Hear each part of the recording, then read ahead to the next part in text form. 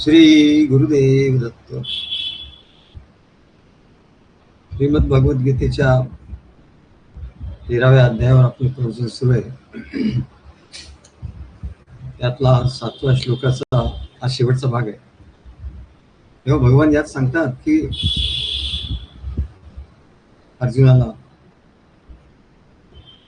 ते म्हणले, ज्ञानी लोकांची लक्षणं काय आहेत? ज्ञानी लोकांची लक्षणं काय आहेत हे आम्ही सांगतो, आणि त्या लक्षणावरून त्यांना ज्ञानी व्हायचं आहे, त्याचा अभ्यास त्याला करायचा आहे. तो अभ्यास त्यांनी कसा करायचा हे त्याला त्या लक्षणांवरून कळू शकतं. आणि म्हणून ते सांगतात की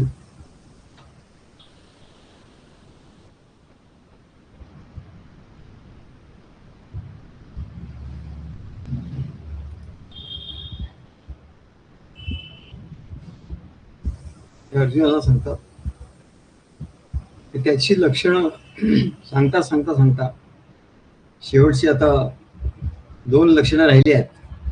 त्याच्या आज आपण सांगणार आहोत.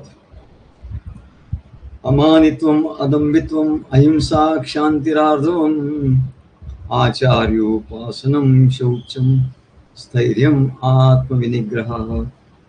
अमानित्वम, अदंबित्वम, अहिंसा, क्षांतिरार्जवम, आचार्योपासनम, शौचम, स्थैर्यम, आत्मविनिग्रह. तर इथे आपण मागच्या वेळेला शौच म्हणजे काय आणि त्याचं शौच असेल म्हणजे शुद्धता असेल तर ज्ञान लवकर होतं. ज्ञानाची प्राप्ती, ज्ञान लवकर स्थिर होऊ शकतं, ज्ञानाची प्राप्ती लवकर होऊ शकते. सद्गुरूंनी सांगितल्याबरोबर त्या ज्ञानाचा अनुभव आपल्या ठिकाणी त्याला घेता येतो. तेव्हा आता स्थैर्य, स्थैर्य म्हणजे काय हे सांगतात. भगवान सांगतात की भक्ती मार्गात हृदय हे जे स्थान आहे त्यात प्रेम भरून घेतलं पाहिजे. अंतःकरणाचे 4 भाग आहेत: मन, बुद्धी, चित्त, अहंकार. तेव्हा या 4ही गोष्टींचा उपयोग आपण योग्य रीतीने आपल्याला करता आला पाहिजे, आणि तो भक्ती मार्गातच करता येतो. त्याला अंतःकरण चतुष्टय असं म्हणतात. तेव्हा हे अंतःकरण सत्वगुणाने पूर्ण युक्त होतं. सत्वगुणाने पूर्ण युक्त झालं पाहिजे. अनुभव कशाने येतो? अनुभूती लोक म्हणतात, पण अनुभव कशाने येतो? तर सत्वगुणाने पूर्ण शुद्ध सत्वगुण जेव्हा त्या भक्ताच्या ठिकाणी भरला जातो, परिपूर्ण, तो पूर्ण युक्त होतो सत्वगुणाने. त्याच्यातही असं आहे की व्यवहारातला सत्वगुण एक असतो आणि भक्ती मार्गातला सत्वगुण एक असतो. व्यवहारातला सत्वगुण म्हणजे चांगलं वागणं, आपण सगळ्यांचं चांगलं करणं, चांगलं बोलणं, चांगलं आचरण ठेवणं, आपण कुणाचं काही वाईट करायचं नाही. साधारण मनुष्याचं असं असतं की आपण कुणाचं वाईट केलं नाही की आपलं वाईट होणार नाही, पण असं नसतं. आपण कोणाचं वाईट करू नये हे बरोबर आहे, पण आपलं वाईट हे आपल्या आधीच्या प्रारब्धाने होत असं चांगलं वाईट. तेव्हा आता तू चांगला वागतोय, पण आधी तू कसा वागला होता हे तुला काही माहिती नाही. तेव्हा आधीचं फळ तुला प्राप्त होईलच. परंतु तू जर भक्ती मार्गात तो भक्त असेल तर त्याचं जे प्रारब्ध आहे, त्यांचे प्रारब्ध ठरविले मानुनी आपुले सोबत. सद्गुरू त्यांचं प्रारब्ध स्वतः लिहितात. ते सद्गुरूंच्या संकल्पाने त्यांचं जीवन चाललेलं असतं. कारण भक्तांचं जीवन हे भक्ती मार्गासाठी, परमेश्वर प्राप्तीसाठी असतं. आणि म्हणून ही एका जनार्दनी भोग प्रारब्धाचा हरिकृपे त्याचा नाश आहे, नाश झाला. हरीच्या कृपेने प्रारब्धाचा नाश होतो. पण हे जे या भक्ती मार्गात असतात त्यांच्या बाबतीत म्हटलेलं आहे. जे या भक्ती मार्गात नसतात किंवा भक्ती मार्गात काही दिवस राहिले मग सोडून गेले, त्यांच्यासाठी नाही म्हटलेलं आहे. त्यांना प्रारब्ध भोगावंच लागतं. पण जे सद्गुरूंच्या कार्यामध्ये सुरुवातीपासून जीवनाच्या शेवटपर्यंत जे असतात त्यांची सर्व हमी सद्गुरू घेतात आणि भगवान त्यांना अनुकूलता देतो. भगवान आपला अनुकूलता रूपी वायू त्यांच्या जीवनामध्ये सोडतो, जीवन नौकेमध्ये सोडतो. तेव्हा संसारातला जो सत्वगुण आहे, चांगलं वागणं वगैरे बरोबर आहे, पण नुसतं आम्ही संसारात चांगलं वागतो पण भक्ती मार्गात आम्ही नाही, तर काही उपयोग नाही त्या सत्वगुणाचा. याचा सत्वगुणाचा काहीच उपयोग नाही. म्हणून भक्ती मार्गामध्ये जो सत्वगुण आहे त्या भक्ती मार्गात जो सत्वगुण आहे त्याला शुद्ध सत्वगुण असं म्हणतात. शुद्ध सत्वगुणाने जेव्हा त्या भक्ताचं अंतःकरण पूर्ण युक्त होतो तेव्हा त्याला अनुभव येतो. अनुभव कधी येतो? महिना, 2 महिने, वर्ष, 2 वर्ष, 4 वर्ष, 10 वर्ष राहिलं म्हणजे अनुभव येतो का? तर ज्या दिवशी तुमच्या ठिकाणी भक्ताच्या ठिकाणी त्याचं अंतःकरण, मन, बुद्धी, चित्त आणि अहम हे सत्वगुणांनी पूर्ण, शुद्ध सत्वगुणांनी पूर्ण युक्त होईल तेव्हा त्याच्या अंतःकरणामध्ये तो परमात्मा प्रगट होईल, स्वतः प्रगट होईल. तो ते आत्मस्वरूप स्वतः प्रगट होईल, त्याला काही प्रगट करावं लागणार नाही. सत्वगुणांनी पूर्ण जेव्हा अंतःकरण पूर्ण युक्त होतं, पूर्ण सत्वगुण, शुद्ध सत्वगुण झाला, मग तेव्हाच त्याला खरा अनुभव येतो, प्रत्यक्ष परमेश्वर स्वरूपाचा अनुभव येतो. असा सर्व महात्म्यांचा अनुभव आहे, असा आमचा अनुभव आहे, असं आम्ही सांगतो. काय तेव्हा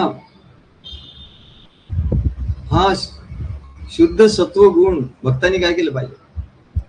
अनुभव यायचा तर इतर साधनं ही फक्त साधनं म्हणून आहेत. त्या साधनाने काय झालं पाहिजे? आपल्यात बदल झाला, आपल्या अंतःकरणामध्ये बदल झाला पाहिजे. म्हणजेच रज तमोगुण गेलं पाहिजे आणि शुद्ध सत्वगुणाने मन, बुद्धी, चित्त, अहंकार सर्व हे भरलं पाहिजे. तर एक दिवस असं होता एक दिवस कधी आपल्याला त्या आत्मस्वरूप तिथे प्रगट होईल काय सांगता येत. परमेश्वराचं सगुण दर्शन तिथे कधी होईल काही सांगता येत नाही. तर ते असं अचानक कधीतरी होतं, अचानक असे अनुभव यायला लागले. पण मुख्य भक्तांनी काय करायला पाहिजे? तर हृदय म्हणजे अंतःकरण शुद्ध सत्वगुणाने पूर्ण युक्त झालं पाहिजे. मग आता शुद्ध सत्वगुणाने अंतःकरण पूर्ण कसं भरणार? तर त्याच्यासाठीच तर आहे म्हणा, त्याच्यासाठी सद्गुरूंचा सहवास आहे, कार्यामध्ये सहभाग आहे. कार्यामध्ये सहभाग होता होता, सेवा होता होता या तो सत्वगुण आपल्याकडे यायला लागतो, आपल्या अंतःकरणात हळूहळू यायला लागतो. सद्गुरूंची सेवा करता करता मनामध्ये प्रेम भरायला लागतं. मनामध्ये प्रेम भरता भरता भरता मन शुद्ध सत्वगुणाने युक्त होतो. मग सद्गुरूंचा बोध, सद्गुरू प्रवचन करतात, पुस्तक लिहितात, ग्रंथ लिहितात, एरवी कार्यक्रम होतात. त्या सर्व कार्यक्रमाला आपण उपस्थित राहून त्या प्रवचन, नेहमी प्रवचन का ऐकायचं? तर प्रवचनामुळेच हा शुद्ध सत्वगुण वाढतो आणि दुसरं म्हणजे प्रवचनामुळे ज्ञान प्राप्त होतं.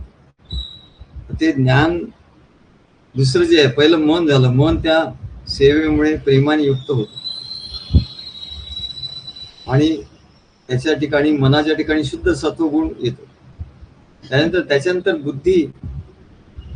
बुद्धीच्या ठिकाणी जे ज्ञान आहे सद्गुरूंचं, हे ज्ञान त्याचं श्रवण, मनन, चिंतन, निध्यासन करता करता करता बुद्धी त्या बुद्धीच्या ठिकाणी ज्ञान ते स्थिर होतं.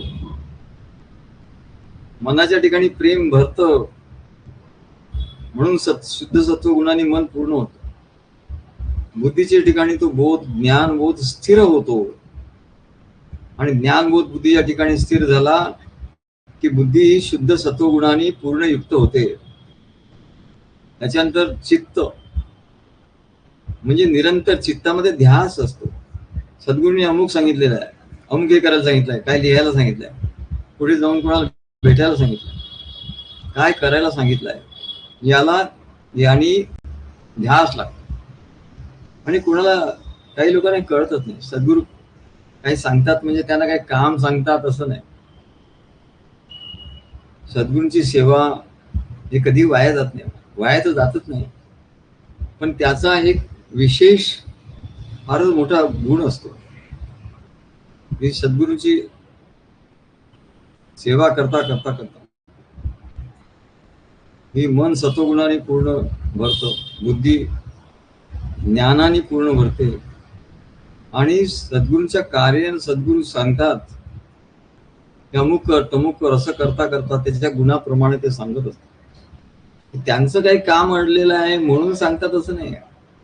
त्यांचं ते काम स्वतः करतील किंवा अनेक भक्त असतात ते सांगतात.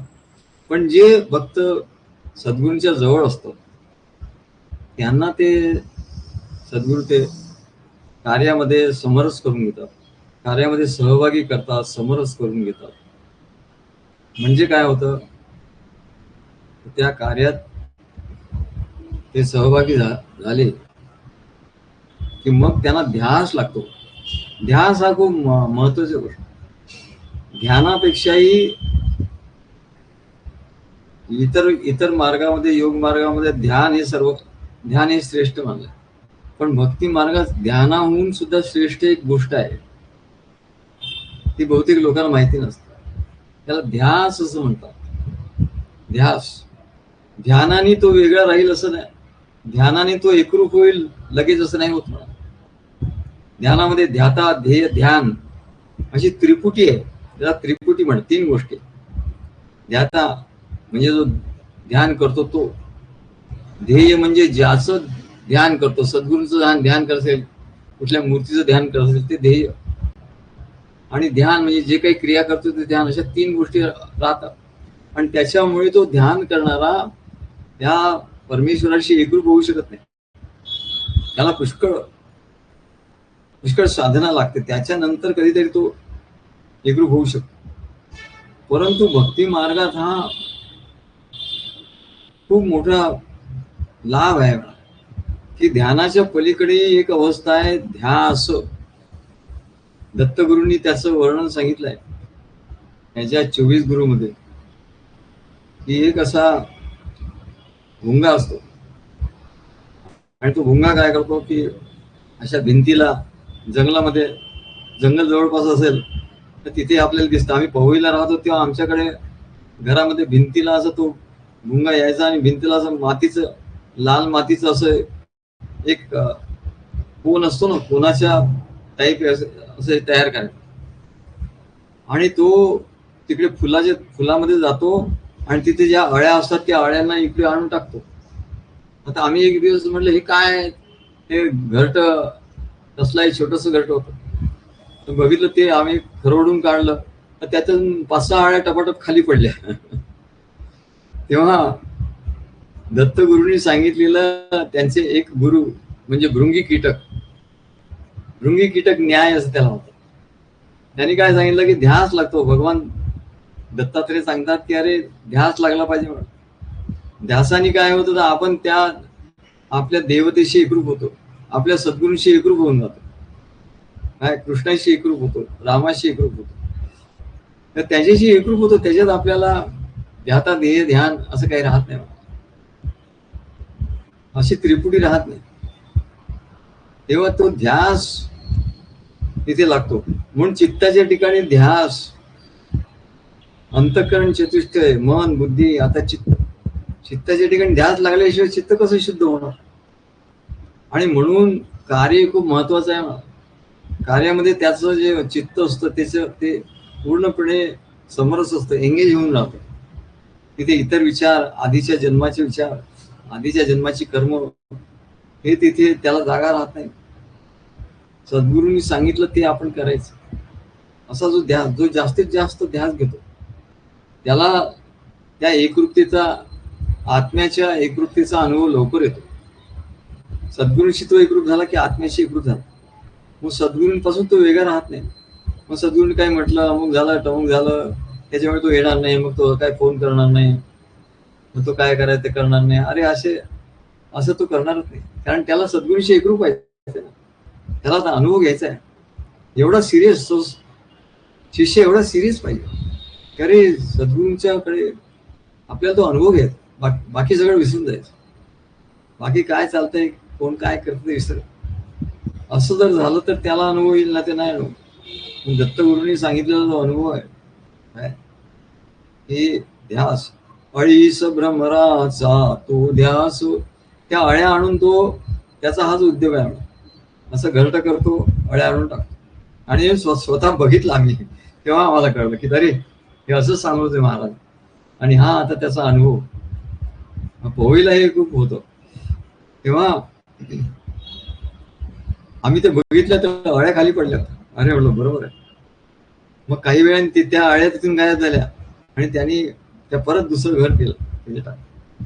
तो भुंगा थोड्या वेळाने येतो, एक 15-20 मिनिटं अर्ध्या तासाने येतो आणि तिथे त्या घरट्यावर त्या अळ्या असतात, तिथे गू असा आवाज करतो, असा ओंकाराचा नाद, ओम असा तो गू असा नाद करतो. आणि त्या नादाने काय होतं, त्या अळ्या घाबरतात आणि घाबरल्यामुळे त्या भीतीमुळे त्या एकाग्रता, त्यांचं चित्त एकाग्र होऊन जातं. त्यांना त्या भुंग्याचा ध्यास लागतो. तो कधी येईल, काय करेल हे त्यांना भीती असते, त्याच्यामुळे त्याचा ध्यास लागतो. आणि त्या ध्यासामुळे काय होतं, ज्याचा ध्यास असतो तसंच आपण होतो. मनामध्ये चित्तामध्ये ज्याचा जसा ध्यास असेल तसं तो आपण होतो. तर त्या अळ्यांना तसा ध्यास भुंग्याचा लागल्यामुळे, तो काळा काळा भुंगा आणि त्याचे पंख असे आणि वेगाने हलणारे त्याचे पंख, त्याचा तो आवाज, त्याचा ध्यास लागला. आणि असा ध्यास लागता लागता त्या एक दिवस त्यांना ते भुंग्याचं रूप प्राप्त होतं आणि त्या पण उडून जातात. तेव्हा भक्ती मार्गात दत्तगुरूंनी सांगितलं, अरे भक्ती मार्ग किती सोपं आहे म्हणले. सद्गुरू काय सांगतात, चित्ताच्या ठिकाणी ध्यास घ्या, ऐकतात, प्रवचन ऐकतात, काय आम्ही द्या जप करतो म्हणतात. आम्ही काही प्रवचन ऐकत नाही, जप करतो. अरे प्रवचन ऐकायला पाहिजे बाबा, त्याचे ज्ञान कसं होणार. अंतकरणाचा एक कप्पा रिकामा राहील म्हणायचं. आणि तुला अनुभव कसा येणार, मग म्हणशील अनुभव आला नाही. तेव्हा चित्ताच्या ठिकाणी ध्यास कसा लागेल, तर सद्गुरूंचं कार्य केलं हे प्रॅक्टिकल आहे. बाकीच्या ठिकाणी जे काय करतात लोक, तिथे सगळं थिअरिटिकल असतं, नुसतं ऐकतात, येतात, जातात, पण प्रॅक्टिकल कोणी करून घेत नाही. सद्गुरू शिष्य परंपरेमध्ये हे प्रॅक्टिकल तिथे उपलब्ध असतं आणि म्हणून शिष्याला त्याचा अनुभव येतो.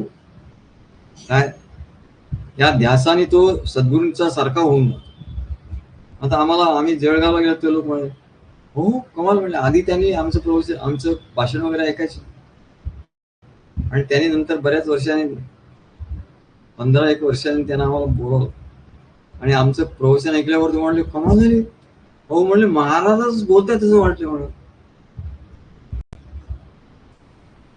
अजिबात फरक नाही म्हणले, ते महाराजांचे शिष्य होते, महाराजांचं त्यांनी एवढं ऐकलं, अजिबात म्हणले फरक नाही. आणि केवढा आत्मविश्वास आहे म्हणले, केवढं तेज आहे ते सांगत होते. म्हणजे आपण सद्गुरूच्या सारखं, सद्गुरू ते आपल्याला करून घेतात त्यांच्यासारखं. कशाने, त्याने ध्यास लावून करून घेतात. म्हणून अंतःकरणाचा तिसरा भाग जो आहे तो म्हणजे चित्त. चित्तामध्ये चिंतन, ध्यास, चिंतन असतं आणि ध्यास असतो चित्त. त्या ध्यासाने एकरूपता येते, बाकी कशाने एकरूपता येत नाही, त्या ध्यासाने एकरूपता येते. आणि म्हणून चित्तामध्ये ध्यास हा जो आहे, तिथे चित्तामध्ये सत्वगुण, पूर्ण सत्वगुण भरतो ध्यासामुळे.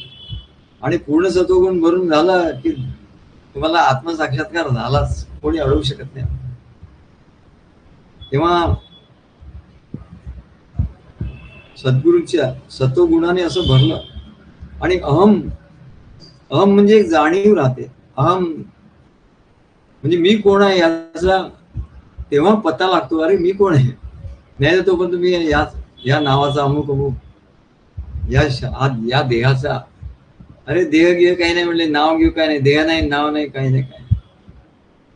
तो परमात्माच, तो ब्रह्मच होऊन राहतो. म्हणजे ब्रह्मैव भवती असं सांगितलेलं, तो तेच होऊन राहतो. आणि म्हणून प्रवचन आहे याच्यासाठी की ज्ञान झालं पाहिजे.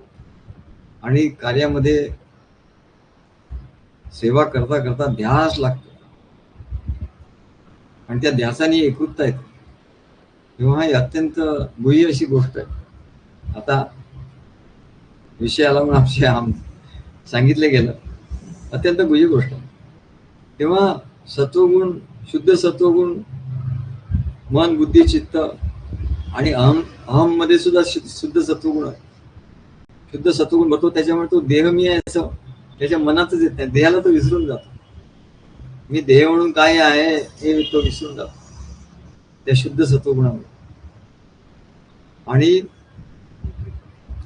त्या शुद्ध सत्वगुणामुळे त्याला आत बाहेर सद्गुरूंची मूर्ती दिसते. आपल्या आत्म्याच्या ठिकाणी त्याला सद्गुरूची मूर्ती दिसते, सद्गुरूंचा ध्यास लागतो. सद्गुरूशिवाय इतर काही दिसतच नाही त्याला बाहेरही सद्गुरू दिसतात, आतही सद्गुरू दिसतात. त्यामध्ये अवधूत निराकारी, आत बाहेर दोन्हीकडे. आणि आत बाहेरच्या मध्ये आणखी काय असेल तर तिथेही सद्गुरू निराकारी, निराकार असे सद्गुरू दिसतात. तेव्हा बाहेरही सद्गुरू आणि आतही सद्गुरू असं निरंतर दर्शन त्यांना घडते. आणि हाच तर खरा आत्मसाक्षात्कार. यालाच खरा आत्मसाक्षात्कार म्हणतात. बाकीचे काही अनुभूती वगैरे एवढं काही महत्वाचं नाही. येईल नाही, आणि येतात पुष्कळ अनुभव येतात, पण त्याला गणती न करी गणती, त्याला त्याची गणतीच राहत नाही. सर्वश्रेष्ठ अवस्था प्राप्त झाल्यावर त्याची काय गणती राहणार. तेव्हा सद्गुरू आत बाहेर आहे, हाच खरा साक्षात्कार. तोच आत्मा आणि त्याचे गुण म्हणजे तो नित्य आहे. म्हणजे सद्गुरू आपला आत्मा आहे आणि ते नित्य आहे, त्यांना मृत्यू नाही आहे. त्यामुळे त्यांना त्या भक्ताची मृत्यूची भीतीही निघून जाते. आत्मा आणि सद्गुरू हे अत्यंत शुद्ध आहेत, आणि त्यांच्या ठिकाणी कुठलीही अशुद्धता नाही.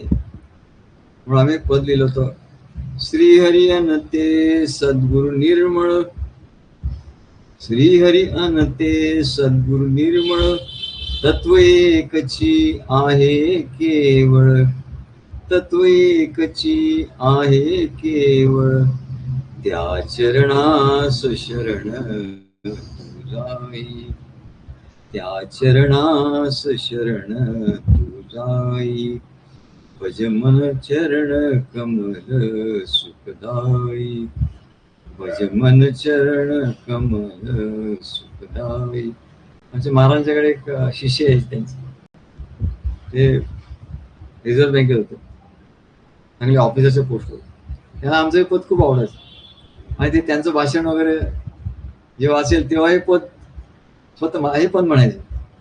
ते म्हणलं मला खूप आवडतंय, भज मन चरण कमल सुखदाई, भज मन चरण कमल सुखदाई. तेव्हा म्हणजे या शुद्धतेचा अनुभव येणं म्हणजेच आत्मसाक्षात्कार. साक्षात्कार म्हणजे काय?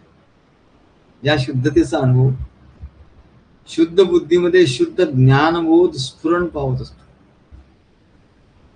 बघा, एक एक शब्द खूप महत्वाचा आहे. बुद्धी शुद्ध झाली की त्या शुद्ध बुद्धीमध्ये ज्ञान असतं. पण ज्ञान असणं आणि स्फुरण पावणं, ज्ञान असणं, ज्ञान स्थिर होणं आणि ज्ञान स्फुरण पावणं, या तीन अवस्था आहेत. बुद्धीमध्ये ज्ञान कळणं,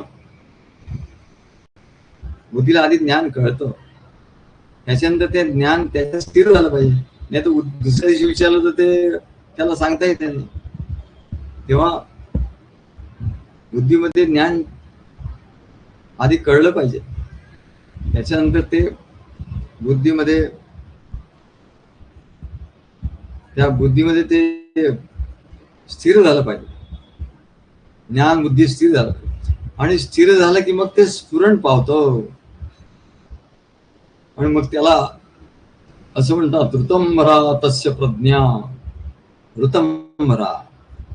आता आम्ही एवढं प्रवचन कसं करतो, ती ऋतंभरा प्रज्ञा एक वेगळ्या प्रकारची बुद्धी, एक ऍडिशनल, जसं म्हणतात ऍडिशनल डिस्क लावतात कम्प्युटरमध्ये त्याची पॉवर वाढवण्यासाठी.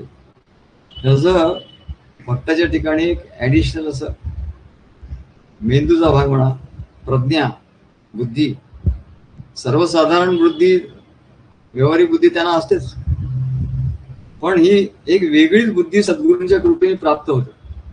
ऋतंभरा तिला म्हणतात, ऋतंभरा तस्य प्रज्ञा, असं योगसूत्र सांगितलं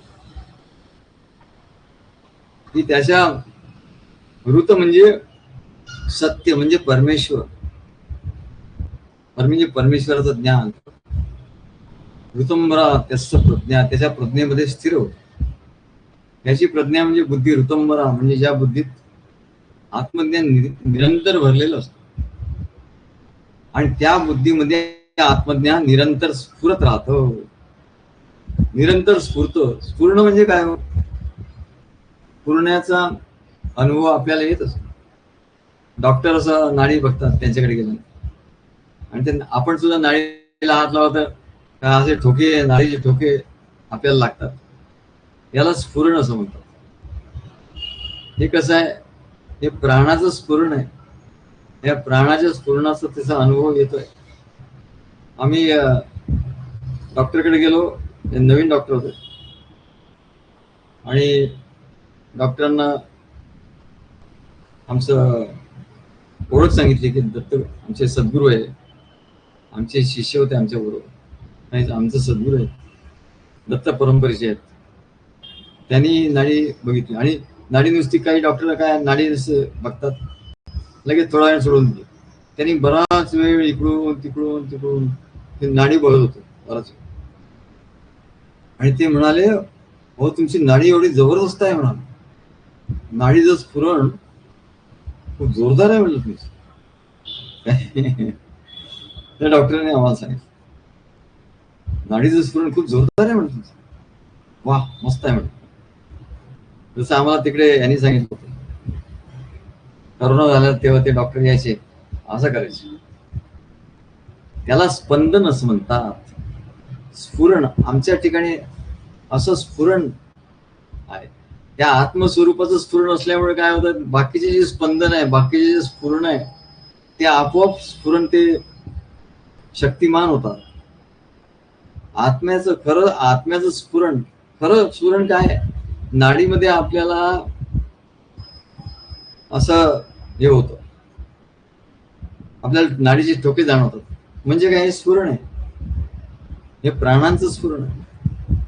आपल्याला आपल्या हृदयामध्ये धगधग धगधग असा हे होत, काय हृदयाचे ठोके, हे स्फुरण, याला स्फुरण असं म्हणतात, किंवा स्पंदन असं म्हणतात.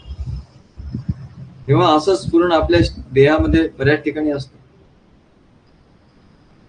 तसं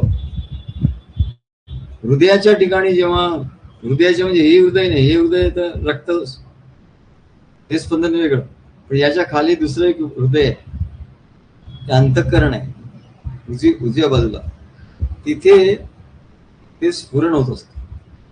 ते कशाचं स्फुरण होतं? ते चैतन्याचं स्फुरण होतं, आणि त्या चैतन्याच्या स्फुरणामुळेच ही बाकीची स्फुरण होतात, बाकीची स्पंदन आपल्याला जाणवत. प्राणाचे, चैतन्याच्या स्फुरणाने प्राणाचं स्पंदन होतं, प्राण स्पंदित होतं, आणि म्हणून शरीरामध्ये स्पंदन जाणवतं. पण खरं चैतन्याचं स्पंदन आहे, आणि हे चैतन्याचं स्पंदन कुठे होतं? अंतःकरणामध्ये होतं. आणि अंतःकरणामध्ये हे स्पंदन किंवा हे स्फुरण कधी होतं? तर आत्मज्ञान तिथे स्थिर होईल तर. आणि आत्मज्ञान कधी स्थिर होतं तर तिथे सत्वगुणाने बुद्धी, मन, बुद्धी, चित्त, अहंकार हे शुद्ध सत्वगुणाने पूर्ण होतील तर. आणि शुद्ध सत्वगुणाने ते पूर्ण कधी होतील तर सद्गुरूंचं, त्यासाठी सद्गुरूंचं कार्य आहे, सद्गुरूंचं प्रवचन आहे, सद्गुरूंचे ग्रंथ वाचन आहे, सद्गुरूंची भक्ती आहे, सद्गुरूंना वारंवार भेटणं आहे, त्यांच्या कार्यामध्ये आपण सहभागी समरस होणं आहे. अरे हे सगळं प्रॅक्टिकल आहे बाबा. तू असा दूर दूर राहायला की झाला गेला म्हणजे फुकट. दूर दूर गेला की झालं, पुन्हा तुला 84चा फेरा घ्यावा लागेल.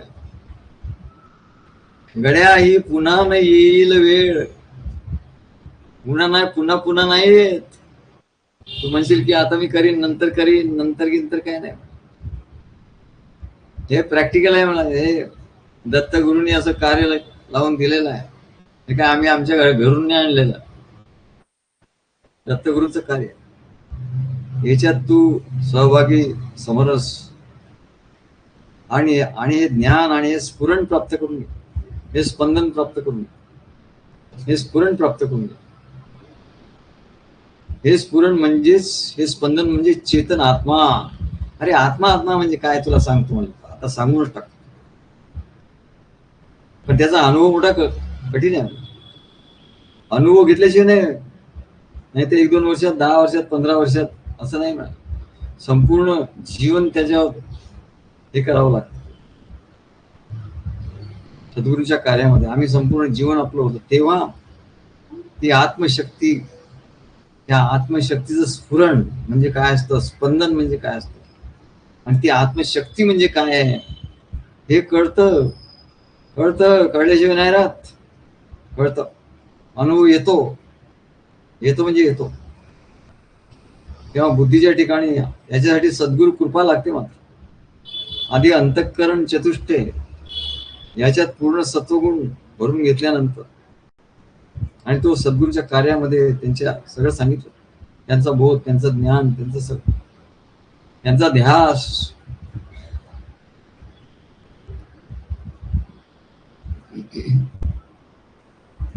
तेव्हा बुद्धीच्या ठिकाणी मग सद्गुरु कृपेनी आणि त्या शिष्याच्या तपश्चर्येने दोन्ही पाहिजे.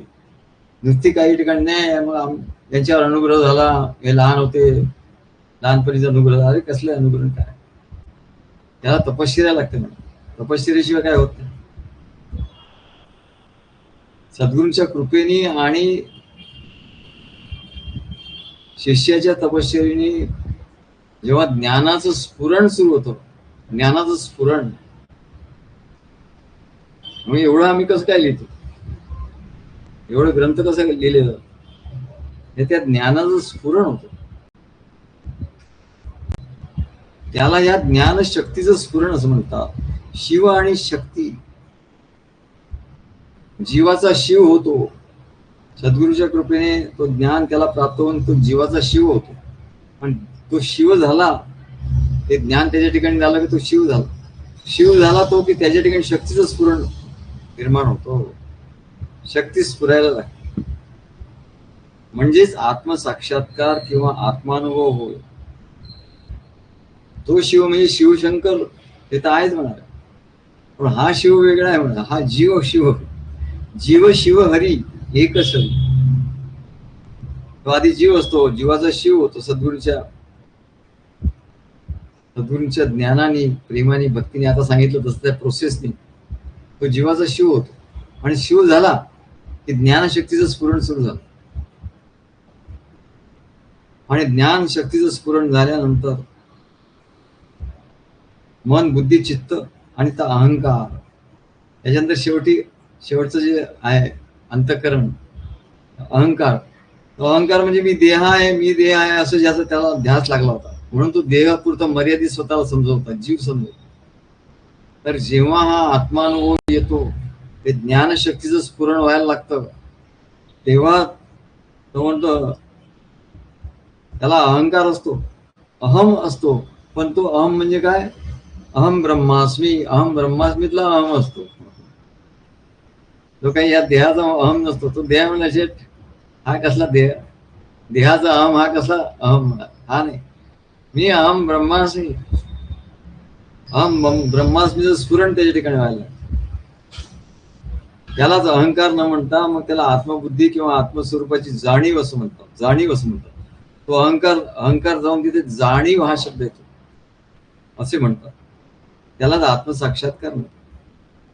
परंतु अहंकार जेव्हा मी देह आहे असा असा दृढ भाव त्याच्या ठिकाणी ठेवतो, तेव्हा त्याला देह बुद्धी किंवा अहंकार असं म्हणतात. आणि या अहंकारामुळे लोक बाजूला होतात. त्यांच्या अहंकाराला जरा थोडी काय हे लागलं, त्यांच्या मीपणाला जरा थोडासा धक्का लागला, आणि तो तर काढायचा आहे, तो अहंकार तर काढायचा, तेव्हा तो तो सोहंकार याला असं म्हणतात. तेव्हा तो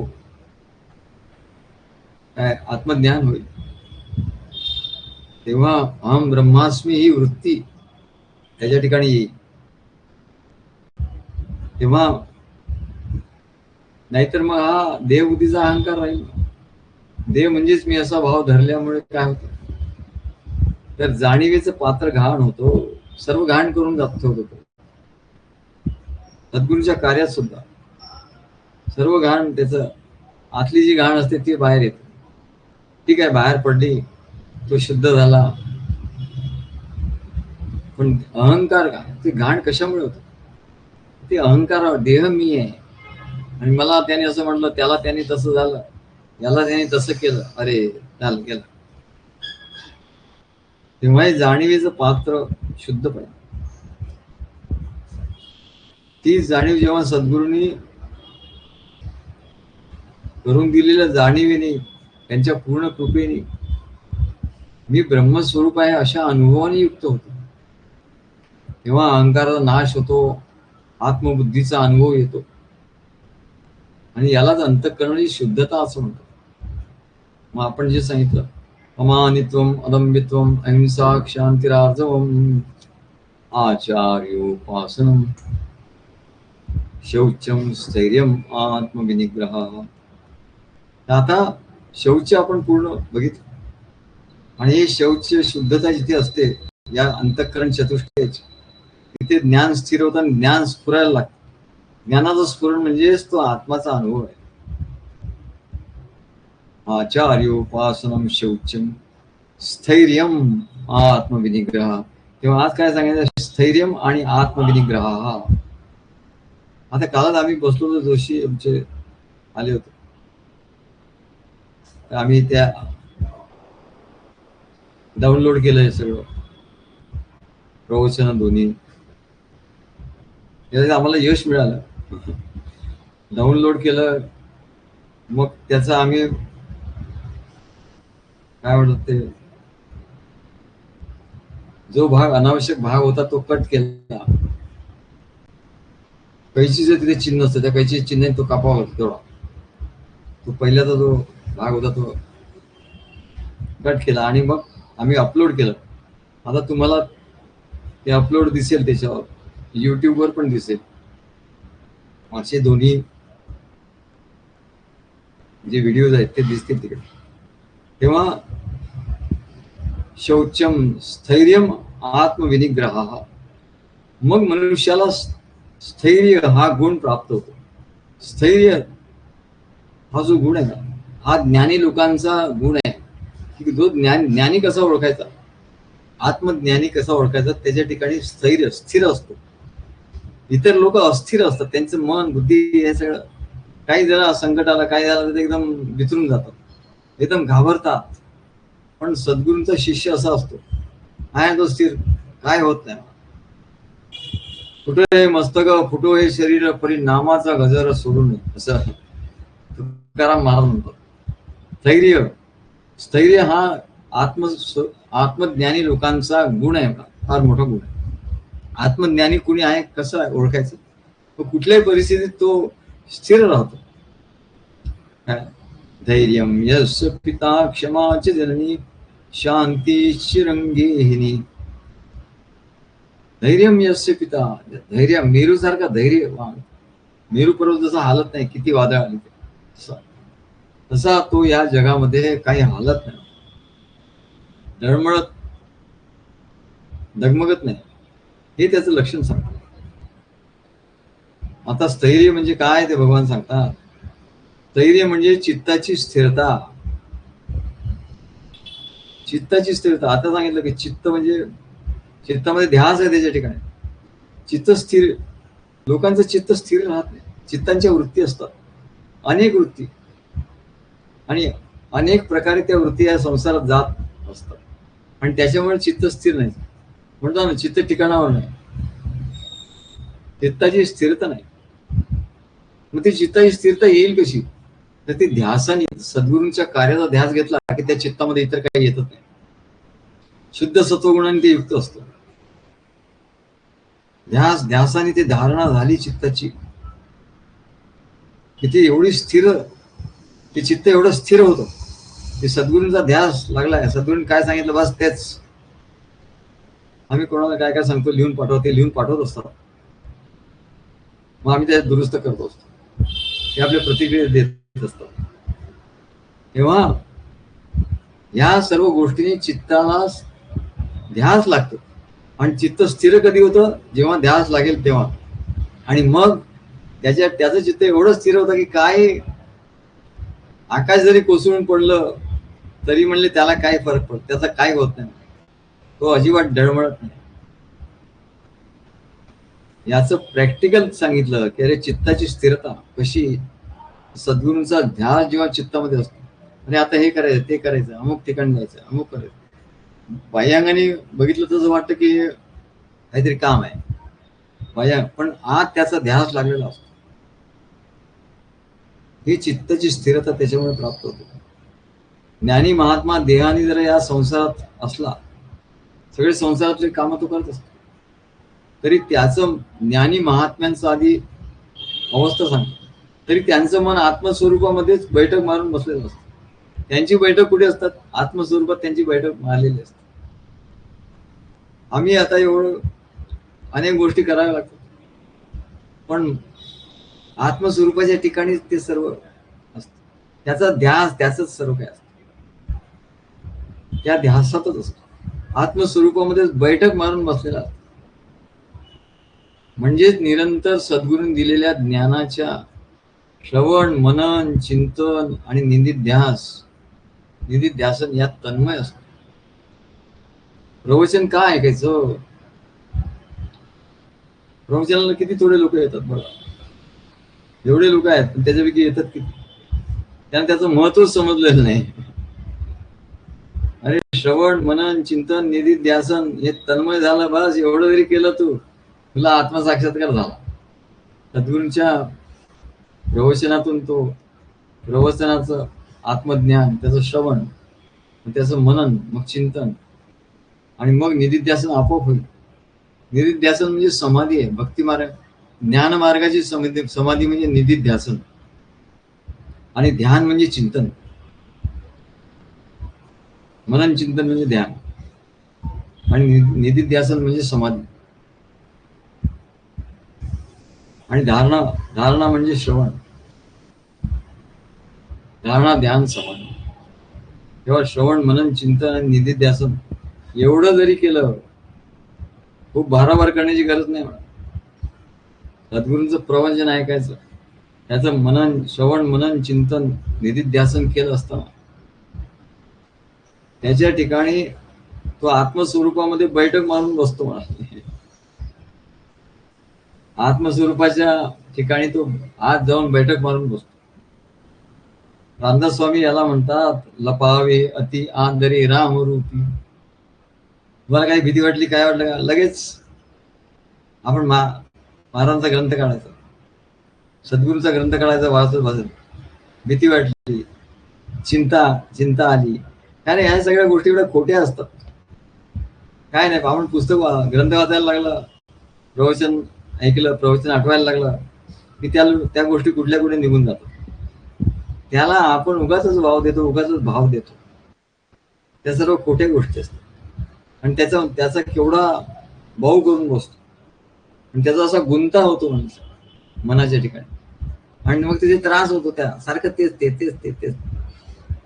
आणि म्हणून श्रवण, मनन, चिंतन, निधिध्यासन याच्यात आनंद आहे, असा आनंद होतो. आम्ही लिहित असतो, बोलत असतो, विचार करत असतो, एवढा आनंद असतो. किती मन जाईल कुठे म्हणले? आता कुठे धावे मन. आता आम्हाला मनाला धुंडावं लागतं, कुठे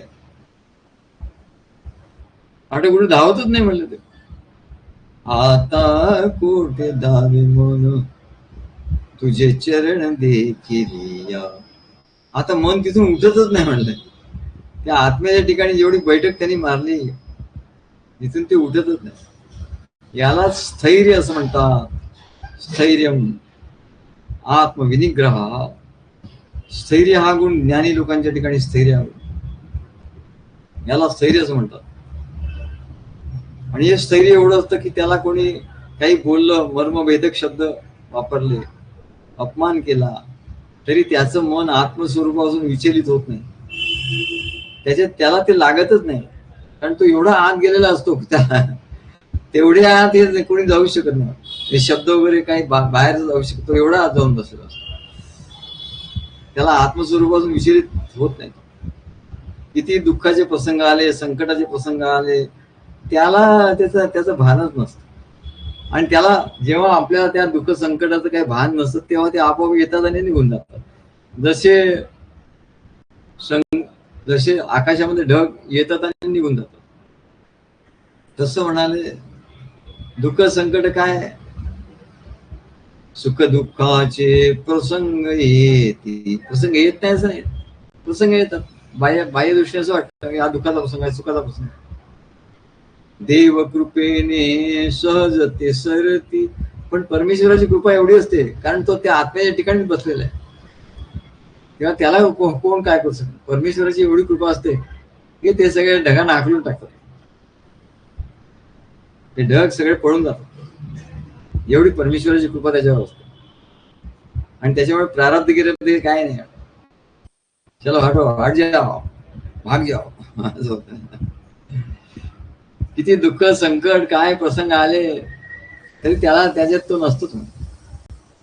आणि मग परमेश्वर त्याच्याकडे लक्ष, जरी याच्यावर हा प्रसंग आला, परमेश्वर त्याच्यापासून त्याला लगेच त्या दुःखातून त्याला बाहेर काढतो. तो प्रसंग तिथून संपूर्णच टाकतो. काय तेव्हा दुःख संकटाचे बाह्यांगाने प्रसंग वाटते, पण ते येतात आणि जातात. भगवान त्याला आकलून देतात. काय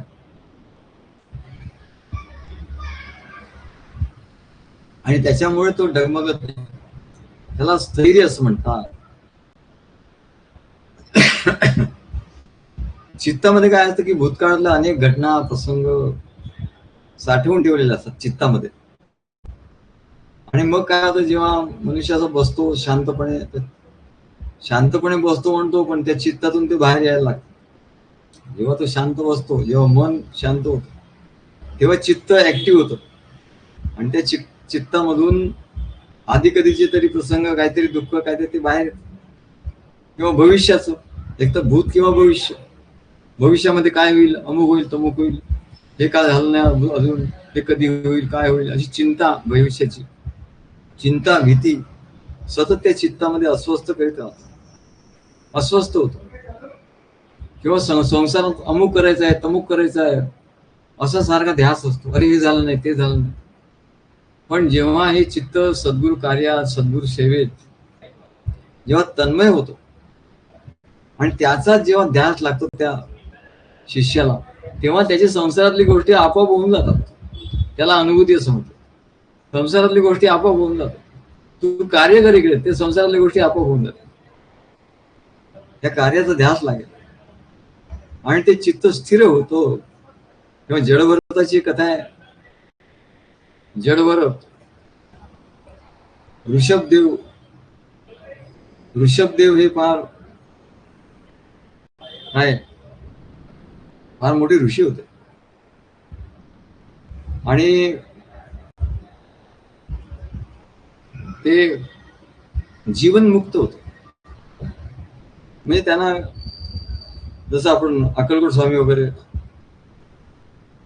अशापैकी ते, त्यांना देहाचं भान नाही, काही कपड्याचं भान नाही, कसं. पण ज्ञान पूर्ण ज्ञान, असे ते वृषभदेव होते.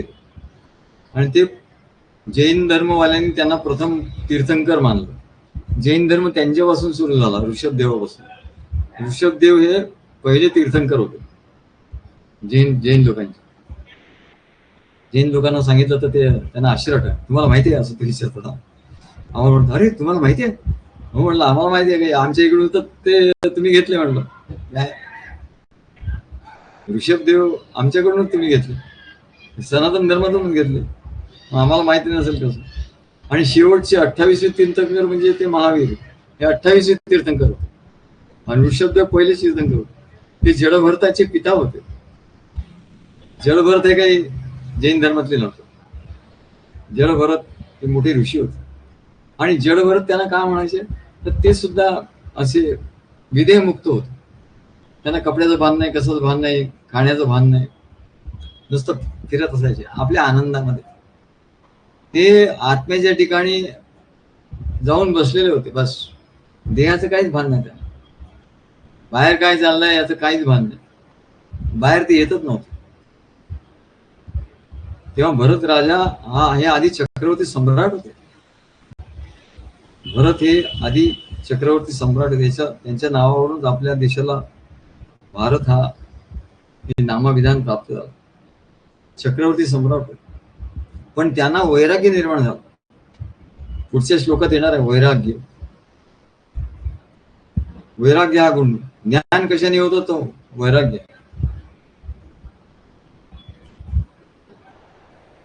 आमच्या एका काव्यात आम्ही लिहिलेलं आहे,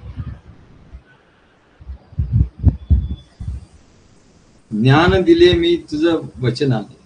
भगवान श्रीकृष्ण उद्धवाला सांगतात, हे कशी आहे प्रोसेस, कशी आहे. उद्धव शेवटी धावत आला. भगवान श्रीकृष्णाचं महानिर्वाण त्यांनी घेतलं नाही. जोपर्यंत उद्धव येत नाही तोपर्यंत थांबून राहील. आणि उद्धव आला, त्याला ज्ञान सांगायचं राहिलं होतं, आणि म्हणून ते त्याची वाट बघत. उद्धवाची केवढी तरी सेवा झाली. आणि तो उद्धव आला तेव्हा त्याला उद्धव गीता असो. उद्धवाला जे ज्ञान, अर्जुनाला जे ज्ञान सांगितलं त्याला भगवद्गीता असो. उद्धवाला जे ज्ञान सांगितलं त्याला उद्धव गीता असो. तेव्हा आणि राधेला जे ज्ञान सांगितलं त्याला आम्ही नाव दिलं राधा मुकुंद गीता. राधा मुकुंद गीता हे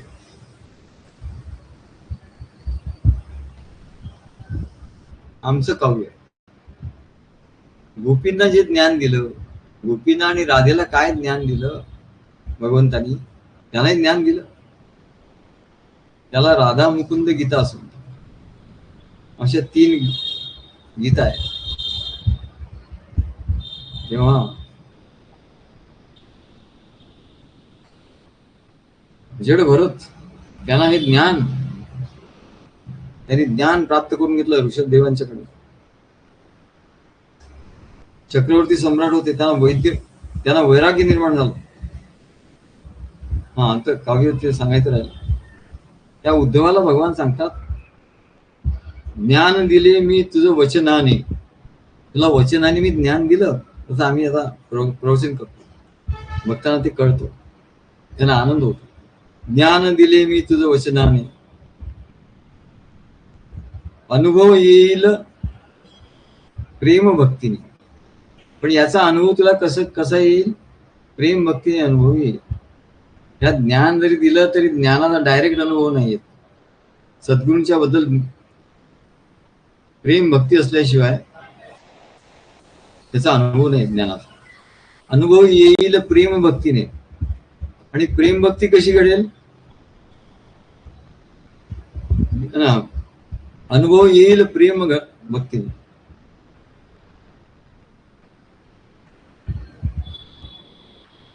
ज्ञान दिले मी तुझं वचनाने, अनुभव येईल वैराग्याने. वैराग्य आलं तर तुला अनुभव येईल. आणि विराग येईल प्रेम भक्तीने. आणि वैराग्य कशाने येईल तर प्रेम भक्तीने वैराग्य. सद्गुरूंची प्रेम भक्ती जेव्हा पूर्ण होईल किंवा जसजशी होत जाईल तसं तसं तुझ्या ठिकाणी वैराग्य निर्माण होत जाईल. तेव्हा ज्ञान दिले मी तुझं वचनाने, अनुभव येईल वैराग्याने. वैराग्याशिवाय अनुभव नाही येणार. तुम्ही म्हणाल की म्हणून लोक ग्रंथ वाचतात आणि ज्ञान सांगतात, हा त्याला ज्ञान सांगतो, तो त्याला ज्ञान सांगतो मोठमोठं, पण त्याला अनुभव येतो का नाही, का तो वैराग्य नाही. वैराग्य कसं येईल? प्रेम भक्तीने. प्रेम भक्ती कोणाची करणार? तो त्याला काही सद्गुरू नाही, परंपरा नाही, प्रेम भक्ती नाही. तेव्हा असा हा अनुभवाचा मार्ग आहे. तर जड भरत आला, वैराग्य निर्माण झाला आणि तो जंगलात कुठेही राहत असे, कुठेही फिरत असे, त्याला काही देहभान नव्हतं. एकदा त्या नगरीचा राजा, एका नगरीत तो गेला, त्या नगरीचा राजा पालखीत जात होता. 4 भोई ते पालखी घेऊन चालले होते. त्याच्यातला एक भोई तो आजारी झाला. त्याच्यामुळे आता कसं काय करणार म्हणून त्या राजाने सांगितलं, इतर कोणी तिथे कोणी असेल तर घेऊन या म्हणा. मग ते भोई गेले. त्यांना हा दिसला जडभरत, शरीराने एकदम चांगला भक्कम शरीर यष्टी होती. आपल्याच मस्तीत, आपल्याच आनंदात असले. त्यांनी त्यांना घेऊन आला आणि त्याची उंचीही चांगली होती. त्यांची राजाच होता. म्हणाले असं राजा बसले आहेत, त्यांची पालखी न्यायची आहे. त्यांनी पालखी अशी घेतली आणि आता तो एवढ्या वेगाने चालत होता, त्याचा चालण्याचा वेग खूप होता. इतर होई धावत होते त्याच्या वेगापुढे आणि पालखीला असे धक्के बसत होते. त्याच्यामुळे राजाला अस्वस्थ निर्माण झाली. पालखीला हेलकावे बसायला लागले. मग राजा क्रोधित झाला. त्या राजाने अपशब्द त्याला काहीतरी बरंच काहीतरी रागावला होतो आणि त्याला बोलला, पण त्याला काही ते आत गेलंच नाही. ते आपल्या धून मध्ये होते, त्याच्या आत काय गेलं. पण जेव्हा त्याने एक अपशब्द वापरला तेव्हा मात्र तो त्यांना स्पर्श झाला कुठे. आतमध्ये असताना त्यांना काहीतरी त्या शब्दाचा स्पर्श झाला आणि ते त्यांचं मन जे आहे ते आत्म्याच्या ठिकाणी बसलेलं होतं ते बाहेर आलं, त्यांचं मन. आणि ते मन बाहेर आलं, त्यांनी बघितलं का रे काय असं आहे. मग लगेच त्यांच्या ठिकाणी ज्ञानाचं स्फुरण झालं. ज्ञानाचं स्फुरण म्हणजे काय? मग त्यांनी लगेच विचारलं, अरे हा शब्द तू राजा, तू हा शब्द वापरला, हा कोणाला उद्देशून तू वापरला? तिथे राजा गिजा काय नाही म्हणा. राजाला विचारलं, हा जो शब्द तू वापरला हा कोणाला उद्देशून वापरला? त्या राजाला काही सांगता आलं नाही. तो घाबरला. त्याला वाटलं हे काही वेगळी व्यक्ती आहे. तर म्हणले, तू तेच म्हणायला लागले की तू हा शब्द या देहाला उद्देशून वापरला असशील तर ऐक. म्हणले, हा देह म्हणजे मी नाहीये.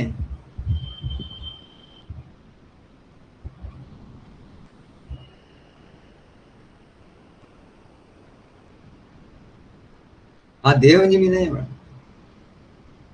तर मग हा शब्द वापरून काय उपयोग झाला म्हणजे? मला त्या तो काही लागत नाही मला, लागू होत. कारण हा देह हा जड आहे, त्याला काही संवेदना नाही. देह हा जड आहे आणि हा शब्द जर आत्म्याला उद्देशून जर तू बोलला असशील तर म्हणले आत्मा हा अस्पर्श आहे. आत्म्याला कशाचा स्पर्श होऊ शकत नाही. आत्म्याला कुठल्या अशा शब्दांचा कसला बाहेरचा काही स्पर्श होऊ शकत नाही. त्याला काहीच लागत नाही. तर तू सांग की कोणाला उद्देशून म्हटलं, त्याला काही सांगता आलं. तो एकदम त्याला लक्षात आलं की ज्ञानी पुरुष आहे. राजाने लोटांगण घातलं त्याच्यासमोर आणि त्याला त्याला घेऊन गेला आणि त्यांना सांगितलं की मला तुम्ही ज्ञान द्या महाराज. आणि त्या जडभरतानी त्याला, त्या राजाला, रहुगण, त्या राजाचं नाव होतं रहुगण राजा, रहुगण, त्याला मी तुमचा शिष्य आहे म्हणून शरण आलो आहे. बघा एवढा मोठा राजा, तुमचं शिष्य आहे, तुम्हाला शरण आलो आहे, मला हे आत्मज्ञान द्या. तेव्हा त्या रहुगण राजाला आत्मज्ञान दिलं जडभरतांनी. तेव्हा ज्ञानाची अवस्था स्थैर्य, स्थिरता म्हणजे काय की त्याला, आता मी एवढा मोठा ज्ञानी आहे, मला पालखी व्हायला सांगतात किंवा मी एवढा राजा होतो, त्यांनीच नाही सांगितलं तुम्हाला काय माहिती आहे मी केवढा राजा होतो, माझं केवढं राज्य होतो, तू तू या अशील या राजा, असं लोक सांगत असतात, आपलंच लावतात. अरे माहिती आहे तुझं काय होतं, ठीक आहे, पुष्कळ आहे, मी अमुक होतो, मी तमुक होतो. काल एक गृहस्थ आले आमच्याकडे, ते आपलंच सांगत होतं. म्हटलं सगळे लक्षात आलं माझ्या, तुम्ही म्हटलं ते तुम्ही सांगत बसला एक तास दीड तास, तर मग माझं तेवढा वेळ फुकट जाईल. म्हणजे आता माझं तुम्हाला ऐकून काही प्रश्न त्यांनी ते श्रीमद भागवत रहस्य वाचलं, द्वितीय स्कंद, आणि त्याच्यात त्यांना कोणीतरी दिलं, आमच्या संत त्यांनी दिलं, आणि ते आले, मला फोन केला, म्हणलं भेटायचंय मला तुम्हाला, ते इतकं सुंदर पुस्तक आहे म्हणले, त्यातल्या काही गोष्टी मला प्रश्न पडले, ते प्रश्न विचारायचे. माझे पण गुरु होते म्हणले, ते आता नाही, तर म्हणले मला एकदम असं आश्चर्य, एवढं मी कधी ऐकलंच नाही म्हणले, असं कधी वाचलंच नाही, आम्हाला काही त्यांनी ज्ञान दिलं नाही हो म्हणाल. म्हणलं मग तुम्हाला काय दिलं, नाही म्हणजे नाथपंथाचे होते, त्यांनी मला एक मंत्र दिला, आणि नाथपंथाचे मंत्र तिकडे तरी कुठला दिला की श्री गणेशायन मा, आणि एवढा हा काय मंत्र आहे, ठीक आहे गुरुनी दिला मंत्र, मी म्हणतो म्हणलं, पण काय मला नाथपंथाचे, आणि म्हणले असं मला दिला मंत्र, ठीक आहे म्हटलं, तुम्ही भावाने जपला का, भावाने जपा, पण म्हणले भावाने तुम्ही जपला त्याच्यामुळे म्हणलं आमची भेट तुमची झाली. ते म्हणत होते की या ग्रंथात केवढं अद्भुत ज्ञान दिलेलं आहे हो, त्यांनी तर आम्हाला काही ज्ञान सांगितलंच नाही. म्हणलं असंच आहे, ते गुरु होते, गुरु आणि सद्गुरू मध्ये फरक आहे. सद्गुरू हेच ज्ञान देतात आणि ते आपल्या शिष्याला ज्ञान देतात, इतरांना नाही देत. शिष्याला ते ज्ञान देतात, शिष्याला ते घडवतात, आणि मग तो शिष्य त्यांच्यासारखाच अनुभव घेतो, तोपर्यंत तो त्यांच्या चरणीत राहतो. त्याच्यानंतरही आत्मज्ञान झालं ते त्यांच्या चरणीत राहतो. मग त्यांना सांगितलं, ते म्हणलं मला, मग आता मी मंत्र घेतलाय, मग काय म्हटलं, काय नाही मंत्र विसरून जा, आता दुसरा मंत्र मी तुम्हाला देतो आपल्या या परंपरेचा. ते म्हटलं मला लवकर द्या. म्हटलं हो, आता असं मंत्र देण्याचं कधी हे होईल तेव्हा तुम्हाला सांगू. तोपर्यंत म्हणलं पुस्तक वाचत राहा. म्हणले हो, फार सुंदर पुस्तक आहे, आता पहिला स्कंद पण वाचणार आहे म्हणे. म्हटलं वाचा. हे ज्ञान, लोकांना ज्ञान मिळत नाही, म्हणजे ज्ञानासाठी आसुसलेले असतात, आणि मिळतं ते काहीतरी आपलं बुद्धिप्रधान, खरं ज्ञान मिळत नाही. तेव्हा त्यांनी जडभरत आणि असं आत्मज्ञान त्याला दिलं. आम्ही जेव्हा मागे कथा सांगितली, आम्हाला महाराजांनी सांगितलं, परमानंद स्वामी, तुम्ही PhD करा. आम्ही आमच्या पॉलिटेक्निक विद्यालयाचे 3 कॉलेजेस आहेत, त्याच्यापैकी मी मुलुंड कॉलेजमध्ये होतो, आणि पार्लेला प्रिन्सिपल जी हे माझ्या ओळखीचे होते, आणि तिथे काही काळ होतो त्या कॉलेजमध्ये. त्यांच्याकडे मी गेलो, तिथे ते म्हणाले की तुम्ही तर म्हणाले या अध्यात्म मार्गात आहात. मग अध्यात्म मार्गात तुमच्या ठिकाणी तर ते नेहमी ज्ञानाचं मनन, चिंतन, निधी ध्यास हे सगळं चाललेलं असतं. मग म्हणजे तुम्ही PhDचं कधी करणार? इथे तर केवढं तरी असतं म्हणाले, केवढं तरी ग्रंथ, केवढं तरी पुस्तक वाचावे लागतात, केवढं तरी तुम्हाला नोट्स काढावे लागतील, केवढं तरी तुम्हाला फील्ड स्टडी करावा लागेल, संपूर्ण थिसिस लिहावं लागेल, कधी करणार तुम्ही? ते म्हणलं ते मी करीन. नाही म्हणलं मला पटवून द्या म्हणलं. तसं नाही मी करीन वगैरे असं नाही, तुम्ही पटवून द्या मला, सांगा की तुमच्या ठिकाणी हे ज्ञान निमित्त मनन चिंतन निधी असं नसतं का नाही, त्या नाही माहिती होतं. हो म्हण असं. मग मला पटवून द्या की हे तुम्ही ज्ञान ते त्याचं मनन चिंतन कराल की ह्याचं कराल, कधी कराल, काय कराल, हे मला पटवून द्या, तर मी तुम्हाला काय रिसर्च स्कॉलर म्हणून घेतो. आता मला एकदम ज्ञान कसं स्फुरतं ना, एकदम स्फुरलं. आता त्याला स्फुरण असं म्हणतात, चैतन्याचं स्फुरण. निर्गुणाचे ठाई स्फुरले चैतन्य, तोची हा सगुण परमानंद. आम्हाला ज्ञान स्फुरतं. महाराज म्हणा, महाराजांची कृपा, सद्गुरूंची कृपा, ते म्हणजे तुला स्फुरेल. आणि आम्हाला एकदम स्फुरलं, आम्हाला आश्चर्य वाटलं. मी म्हणलं आता जास्त वेळ, त्यांनी 2च मिनिटं आम्हाला टाइम दिला. म्हणलं 2च मिनिटं तुम्ही टाइम दिला, आता त्याच्यात म्हणलं मला मी कसं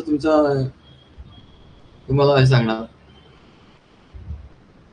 तर म्हटलं जास्त टाइम नाही, मी एक कथा सांगतो, त्या कथेवरून तुम्ही समजा काय तुमचं उत्तर तुम्ही काढून घ्या. तेव्हा मी त्यांना सांगितलं, लहानपणीची आम्ही आजीबरोबर जायचो मध्य प्रदेशात, नदीवर पाणी भरायला ते जायचं. आणि का असे एकावर एक अशी माठ जायची, आधी एक मोठा माठ, मग त्याच्यापेक्षा छोटा, त्याच्यापेक्षा छोटा, त्याच्यापेक्षा छोटा, आणि शेवटी एक असा गडू असायचा तिकडे. तर ते पाणी भरायला जायचं बायका. आणि महाराजांनी हा दृष्टांत आम्हाला सांगितला होता. अरे भक्ताची अवस्था कशी असते बघ, तो संसारात राहून परमार्थ कसा करतो, दोन्ही गडबड होत नाही जीवत मला. तर महाराजांनी हा दृष्टांत दिला होता आम्हाला, आणि आम्ही स्वतः प्रत्यक्ष बघितला होता. आम्ही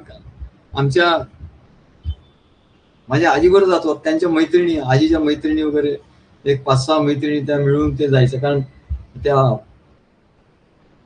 नदी खूप लांब असायची आणि संध्याकाळची वेळ वगैरे झाली पाणी भरून घेऊन येताना, तर मग एकटी दुखती ते बरोबर नाही. म्हणून याच्यावरच त्या सरोजिनी नायडू यांनी कविता लिहिली होती, आम्हाला कविता होती. Full are my pictures and far to carry, lone is the way and long, wrong Ram रे राम आय शॅल डाय. ते बरोबर त्याच वर्णन त्या सरोजिनी नायडूने केले की पूर्वीच्या काळी कसं नदीवर पाणी भरायला जायचं. काय फुल आर माय पिक्चर्स म्हणजे माझे जे माठ आहेत म्हणले एकावर एका ठेवलेले, ते सगळे पूर्ण भरलेले आहे पाण्याने. Full are my pictures and far to carry, आणि पुष्कळ माझं घर दूर आहे म्हणले, दूर घेऊन जायचे आहे. Far to carry, lone is the way and long, बरं रस्ता तरी रस्त्यावर काही चिटपाकरून नसतं म्हणा, लोन इज द वे चिटपाकरून, आणि लॉंग म्हणजे कितीतरी दूर आहे म्हणा. मग मी काय करू, राम रे राम, रामाचं स्मरण केलं, राम रे राम आय शॅल डाय. काय तेव्हा अशी आम्हाला कविता होती. ही कविता होती, महाराजांनी ते हे सांगितलं आणि आमचा अनुभव, त्याच्यामुळे ते आम्हाला खूप आवडलं. आणि मग ते स्फुरण झालं आमचं एकदम. मी त्यांना सांगितलं असं असतं. हो म्हणले, हो बरोबर असतं ते, तुम्हाला माहिती आहे म्हटलं. तर माझ्या आजीबरोबर मी जायचं पूर्वी, मग असं ते 3-4 बायका, अशा 5-6 बायका असायच्या, ते सगळे मोठमोठे भांडे घेऊन काय अशी वरते 4-5-6 असं असतं, आणि शेवटी गडू असायचं. तरी त्या गडूतला एक थेंब देखील पाणी सांडायचं नाही. बरं त्या चालल्या आहेत असं काही स्थितप्रज्ञासारख्या चालायचं असं नाही, तर त्या एकमेकीशी बोलायच्या एकमेकीकडे बघायच्या, असं मान पण हलवायच्या. पण काय बॅलन्स होतो, काय जबरदस्त बॅलन्स त्यांचा, की मान हलवायच्या, डोळे मिटकवायच्या, बोलायच्या, तरी त्या गडूमधलं एक थेंब पाणी सांडायचं नाही. बरं रस्ते काही काय सिमेंट कॉन्क्रीटचे नव्हते, खड्डे खुड्डे असायचे, तरी पण म्हणजे कसं होत होतं. ते म्हणले कसं होत होतं, म्हटलं याच्या मागे गुप्त प्रक्रिया आहे. प्रिन्सिपल लिमये हे म्हणजे प्रो व्हाईस चान्सलर होते मुंबई युनिव्हर्सिटीचे. म्हटले काय काय सांगा सांगा सांगा. हो म्हटलं पण 2च तर मिनिटं आहे, 2 मिनिटं कसं आहे. नाही नाही म्हटलं बसा आता मला वेळ काढतो. मग त्यांनी बोलवलं भेटीवर. अरे त्यांना सांग म्हणले, त्यांना फोन करून सांग की मला थोडा उशीर होईल, तर त्यांना कुठे जायचं. म्हणले सांगा सांगा इंटरेस्ट. मग मी त्यांना सांगितलं की म्हणलं याच्यातलं गुह्य काय आहे. याच्यातलं गुह्य एकच आहे. महाराज सांगितलं अरे त्या बाईचं लक्ष शेवटचा जो गडू असतो ना, त्या शेवटच्या गडूच्या शेवट पूर्ण पाणी भरलं त्या पाण्यावर असतं तिचं लक्ष बघा. आणि म्हणून तिचं पूर्ण एकाग्रता असते. ती पूर्ण एकाग्र असते. पण बाहेर ती वागते, ते सवयीने वागते. म्हणले जसं गाडी चालवत असताना ड्रायव्हर आपल्याशी बोलत असतो, आपल्याला भीती वाटते, अरे हा एवढं असं कसं बोलतात ते. पण ते आपली गाडी व्यवस्थित चालवतात, बोलतात, हातवारे पण करतात. कधी कधी स्टिअरिंग व्हील पण सोडून देतात, असे हात करतात. अरे बापरे गेला कुठे बंद आहे, असं आपल्याला भीती वाटते. पण त्यांचं ते सहज असतं, रिफ्लेक्स ऍक्शन असतं. पण त्यांचं लक्ष बरोबर असतं, कोण कुठून माणूस काय कुठे जातोय, कुठली गाडी कुठे चालते, मागे काय पुढे काय, हे अवधान त्यांच्या ठिकाणी असतं.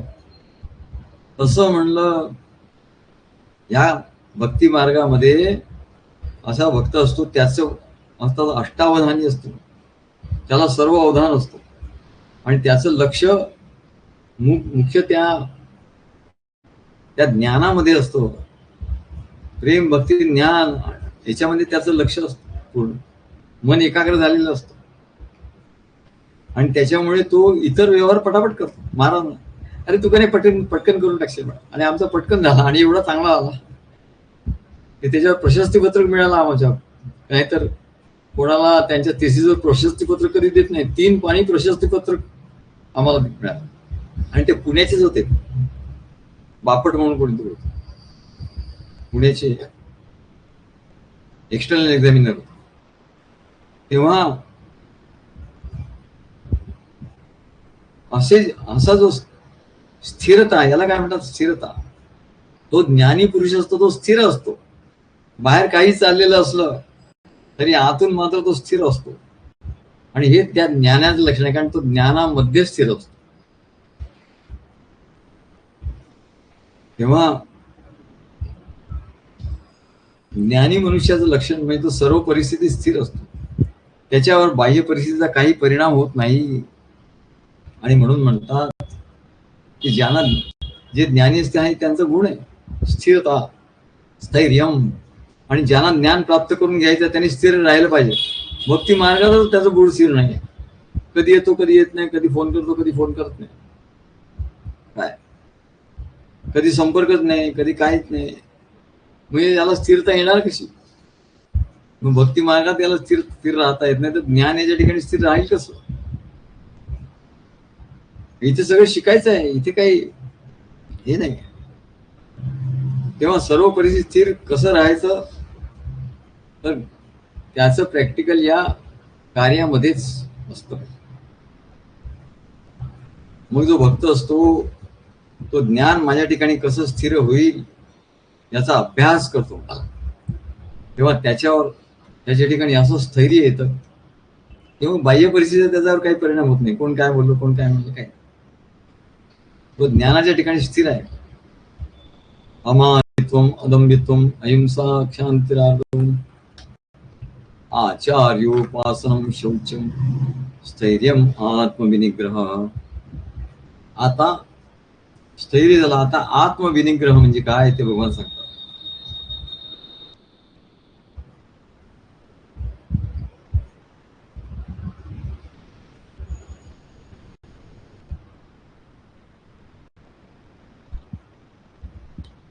स्थैर्यम आत्मविनिग्रह. आत्मविनिग्रह म्हणजे काय. तेव्हा आत्मविनिग्रह म्हणजे जे मन सांसारिक विषयात वारंवार तिकडून तिकडे जात असतो, ओढलं जात असतो. मनाला ते सांसारिक विषय ओढतात.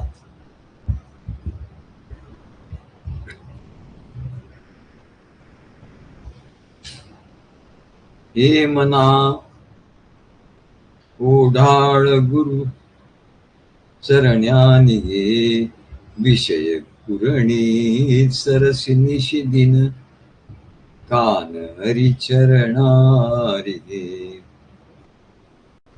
विषय सुख मृग जळ हि खोटे, विषय सुख मृग जळ हि खोटे, सोड त्याचा छंदना. विषय सुख मृग जळ हि खोटे, सोड त्याचा छंदना. प्रिय परमानंद हरिमुख निरखी प्रेमळ लोचन, असं आमचं पद आम्ही काव्य केलेलं होतं. की वारंवार या विषयरूपी पूर्ण, जसं गुर शेतामध्ये घुसतं आणि खायला लागतं, त्याला किती मारा काय करा ते त्याच्यातून तोंड काढत नाही. तसं याला एवढा मार बसतो या संसाराचा, तरी म्हणजे परत परत त्या संसाराच्या विषयरूपी पूर्णामध्ये ते जातच मन. आणि वारंवार ते आत्मस्वरूपाचं विस्मरण त्याला होतं. का? सद्गुरूंनी किती सांगितलं तरी तो चालला. आज काय इकडे जायचं आहे, उद्या काय तिकडे जायचं आहे, मग काय गावाला जायचं आहे, असं सारखं त्याचं चालू असतं. काय कुठल्या लग्नाला जायचं आम्हाला, अरे मग येत का नाही, ऐकत का नाही, नाही त्याचे हे सगळे कारण त्याची असतात. अशा या विषयामधून त्या मनाला काढून आत्मस्वरूपाच्या ज्ञानात लावणं, वारंवार आत्मस्वरूपाच्या ज्ञानात लावणं म्हणजे सद्गुरूंचं प्रवचन ऐकणं, त्यांच्याशी संपर्क करणं, त्यांना प्रश्न विचारणं, ज्ञान करून घेणं. असं काही काही मग आमचे विचारत असतात प्रश्न. त्या संगीता शिंदे त्या विचारतात प्रश्न, त्या पाटकर त्या विचारतात. अशा अनेक लोक आहेत ते आम्हाला प्रश्न विचारत असतात. पारखी आहेत ते प्रश्न विचारतात, घोरपडे आहेत ते प्रश्न विचारतात. तेव्हा असे प्रश्न ते विचारत असतात आणि लिहित असतात. हे नेहमी संपर्क घोरपडेने परवा असं लिहिलं, छान लिहिलं त्यांनी आपल्या ऍप बद्दल. ते असं विचारत असतात, बोलत असतात, प्रतिसाद देत असतात. याच्यातूनच ध्यास, हे ध्यासाची अवस्था आहे. असं केलंच पाहिजे का, मग असं लिहिलंच पाहिजे का, अरे त्याच्यावरून कळतं की याच्या ठिकाणी ध्यास आहे. नाही तर आम्हाला कसं कळणार तुझ्या ठिकाणी ध्यास आहे? तू आम्हाला काहीतरी लिहून पाठवशील, काहीतरी आमचं वचन तू आवडलं असं म्हणशील, प्रवचन ऐकलं ते आवडलं असं म्हणशील, तू त्याच्यावर काही प्रश्न विचारशील. हे जेव्हा होतं ना, हे देवाणघेवाण जेव्हा होती, याला काय म्हणतात, याला ध्यास म्हणतात. म्हणजे आम्हाला लक्षात येतं, अरे हा ध्यासाच्या अवस्थेत आहे, आला हा, आपल्या याची अवस्था आता वरची अवस्था झाली, वरच्या अवस्थेला आला, हा ध्यासाच्या अवस्थेला आला असं आम्हाला लक्षात. याला हा निश्चितच अनुभवाच्या वाटेने चाललाय. अनुभव याला वेळ आहे, पण अनुभवाच्या वाटेने चाललाय असं लक्षात येतं. गोष्टी साध्या असतात. साध्या ही विषयात आशय कधी, मोठा किती आढळे. साध्या ही विषयात आशय कधी, मोठा किती आढळे. नित्याच्या अवलोकने जनपरी, होती किती आंधळे. पण रोजचं झालं. सद्गुरू काय दर गुरुवारी शुक्रवारी सांगतात, नित्याच्या अवलोकने जनपरी होती किती आंधळे. अरे किती आंधळे होतात, किती लोक असतात ऐकायला, 8, 9, 7, 8 लोक असतात. आता 7, 8 लोक ऐकतायत, बाकीच्यांनी काय किती लोक आहेत भक्ती मार्गात, ऐकत का नाही? नित्याच्या अवलोकने जनपरी, होती किती आंधळे. नित्याचं झालं ना, मग ते आंधळे होतात. तेव्हा ते मन सारखं वारंवार जे विषयामध्ये जातं,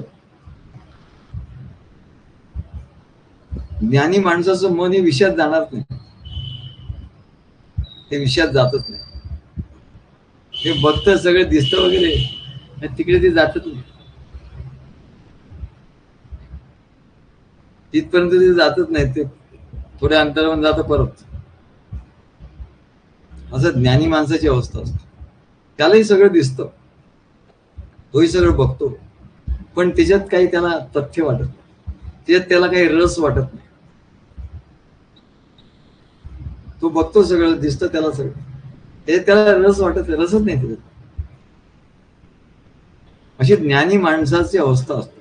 यालाच आत्मविनिग्रह. हा निग्रह त्याला कळावा लागत नाही. निग्रह म्हणजे जबरदस्ती त्या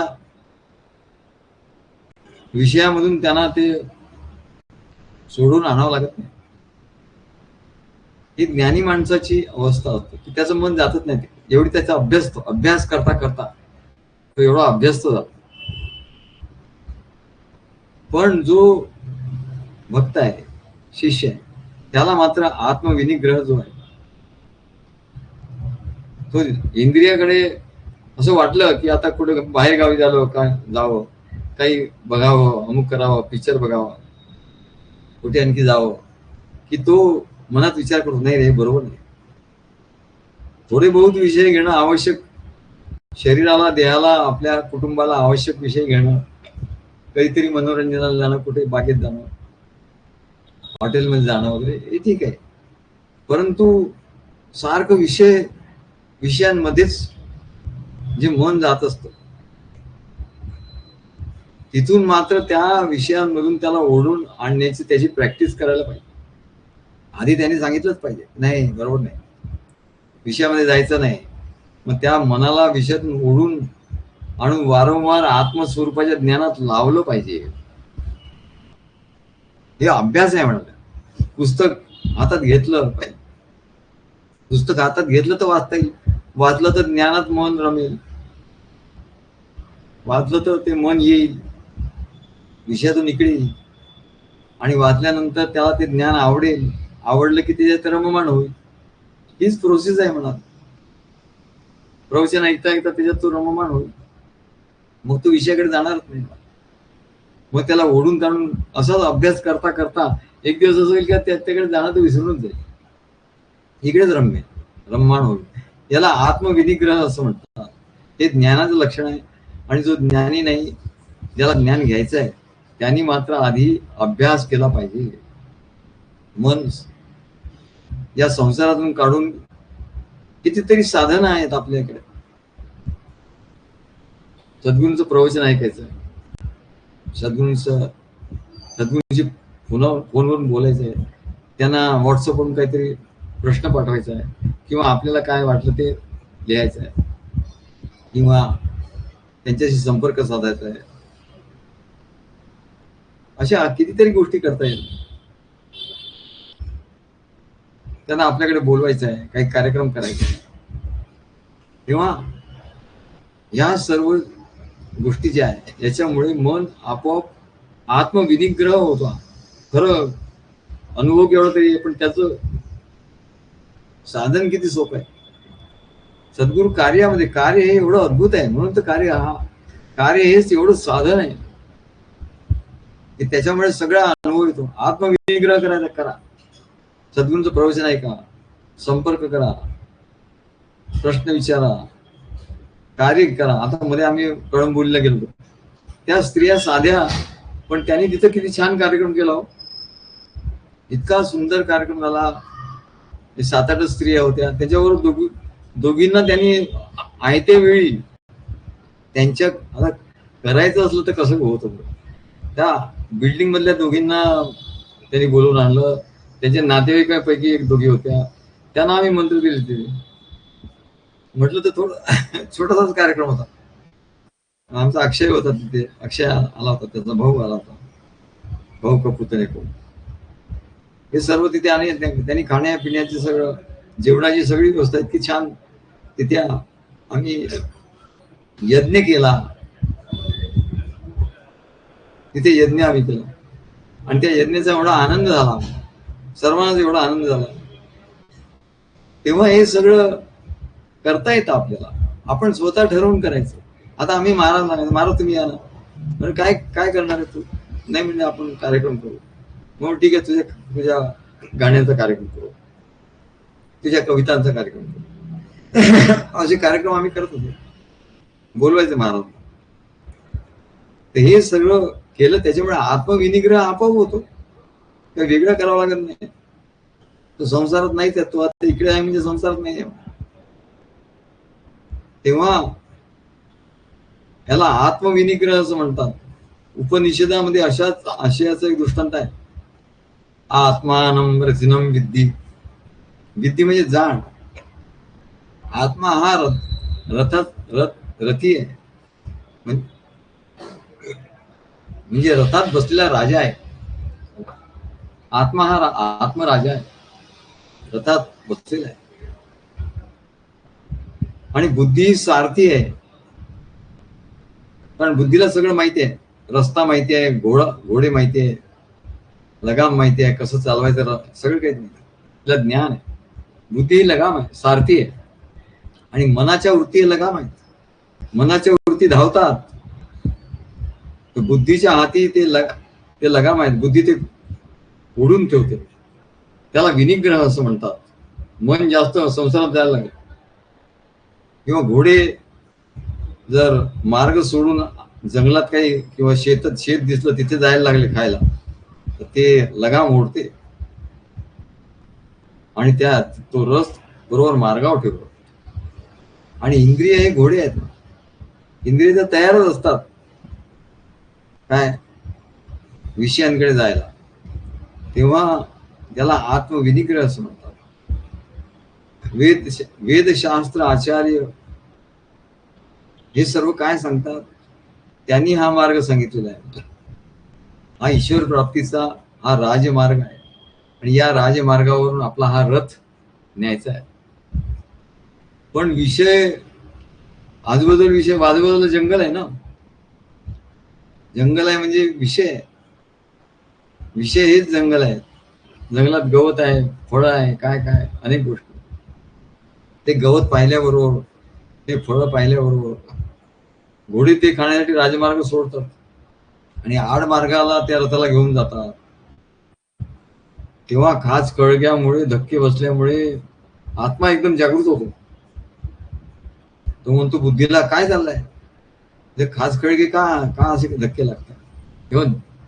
तेव्हा बुद्धी पण जागृत होतो, आणि बुद्धी त्या मनाच्या वृत्तीचे लगाम ओढून ठेवतो.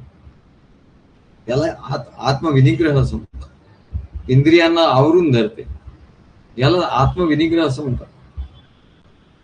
त्यामुळे काय होतं, तर त्यामुळे रथ थांबतो आणि बुद्धिरूपी सारथी पुन्हा त्या रथाला थोडं मागे पुढे करून पुन्हा राजमार्गावर घेऊन येते. म्हणजे वेद, श्रुती, स्मृती, पुराण, शास्त्र, संत, सत्पुरुष, सद्गुरू यांनी सांगितलेलं जो मार्ग आहे, जे ज्ञान आहे, जे साधन आहे, त्या मार्गावरून तो रथ पुढे जातो. तसंच आत्मविनिग्रह करणारा म्हणजे बुद्धी, मन, इंद्रिय यांना रोखून आपल्या नियंत्रणात ठेवणारा जो साधक आहे, तो साधक आत्मप्राप्ती करून घेऊ शकतो. आणि जो आळशी आहे तो नाही करू शकतो. ज्याला नुसतं काय संसारातले विषयच पाहिजे, त्याला ते जमत नाही, तो आत्मप्राप्ती करून घेऊ शकत नाही. तेव्हा याप्रमाणे ज्यांनी आपलं अंतःकरण ज्ञानाने आत्मस्वरूपाच्या ठिकाणी ध्यानस्थ, ते ज्ञानेश्वर महाराज त्यांचं फार सुंदर वाक्य आहे. याप्रमाणे ज्यांनी आपलं अंतःकरण, मन, बुद्धी, चित्त, मगापासून आपण सांगतोय ते ज्ञानाने आत्मस्वरूपाच्या ठिकाणी ध्यानस्थ केलं. ज्यांनी आपलं अंतःकरण, मन, बुद्धी, चित्त, अहंकार ज्ञानाने आत्मस्वरूपाच्या ठिकाणी ध्यानस्थ केलं. म्हणून ज्ञानाशिवाय ध्यान नाही होऊ शकत. इतर ध्यान हे गौण आहे. ज्ञाना ध्यानम विशिष्यते, त्याच्या ठिकाणी ज्ञान विजयी होते, किंवा ज्ञानाचा विजय होतो आणि त्याचं ज्ञान संसाररूपी स्वप्न असो त्याच्या अज्ञानाची निवृत्ती करून टाकते. म्हणून सद्गुरु मुखातून ज्ञानाचं श्रवण, सद्गुरु मुखातून ज्ञानाचं श्रवण, त्यांचं प्रवचन, त्यांच्या ग्रंथाचं वाचन, मनन, चिंतन, पारायण हे सर्व करणं हाच ज्ञानी होण्याचा एकमेव उपाय आहे. लक्षात ठेवा. नाही तर काहीतरी ध्यान करत बसाल तर नाही होणार. ज्ञानी होण्याचा एकमेव उपाय आहे असं भगवान गीतेत सांगतात, अर्जुनाला सांगतात. तेव्हा जडभरताच्या ठिकाणी ही अवस्था अत्यंत दृढ झालेली होती. देह जड आहे, मी देह नाहीये,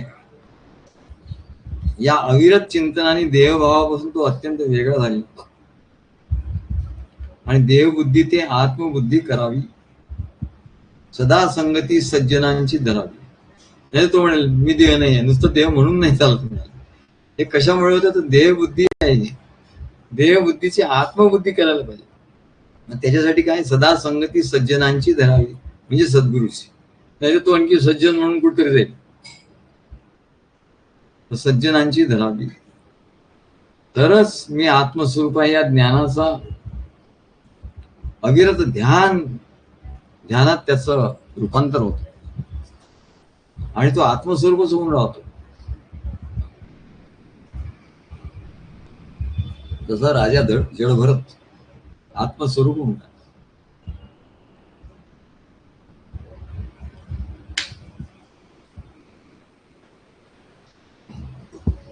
अमानित्वम अदम्भित्वम अहिंसा क्षांतिरार्जवम आचार्योपासनम शौचम स्थैर्यम आत्मविनिग्रह. आणि म्हणून यासाठी विषयांचं वैराग्य खूप आवश्यक. विषयापासून आपण बाजूला झालंच पाहिजे. हळूहळू ते होतं. म्हणजे विषयांपासून तसं वेगळं व्हायचं तर कोणाला जमणार नाही. पण भक्ताला ते का शक्य आहे? विषयापासून वेगळं व्हायचं म्हणजे काय? आता मला विषयापासून वेगळं व्हायचं, अरे सोपं आहे. सद्गुरूचं प्रवचन असेल तर ऐक, गुरुवार शुक्रवार झाला विषयापासून वेगळा. सद्गुरूंचे ग्रंथ वाच. तुला असं वाटतं ना विषय आता माझं मन विषयात गेलं, मग ग्रंथ काढ आणि वाचायला लाग. आधी थोडंसं मन लागणार नाही, थोड्या वेळाने आपोआप मन लागेल. विषयापासून वेगळा वैराग्य झाला.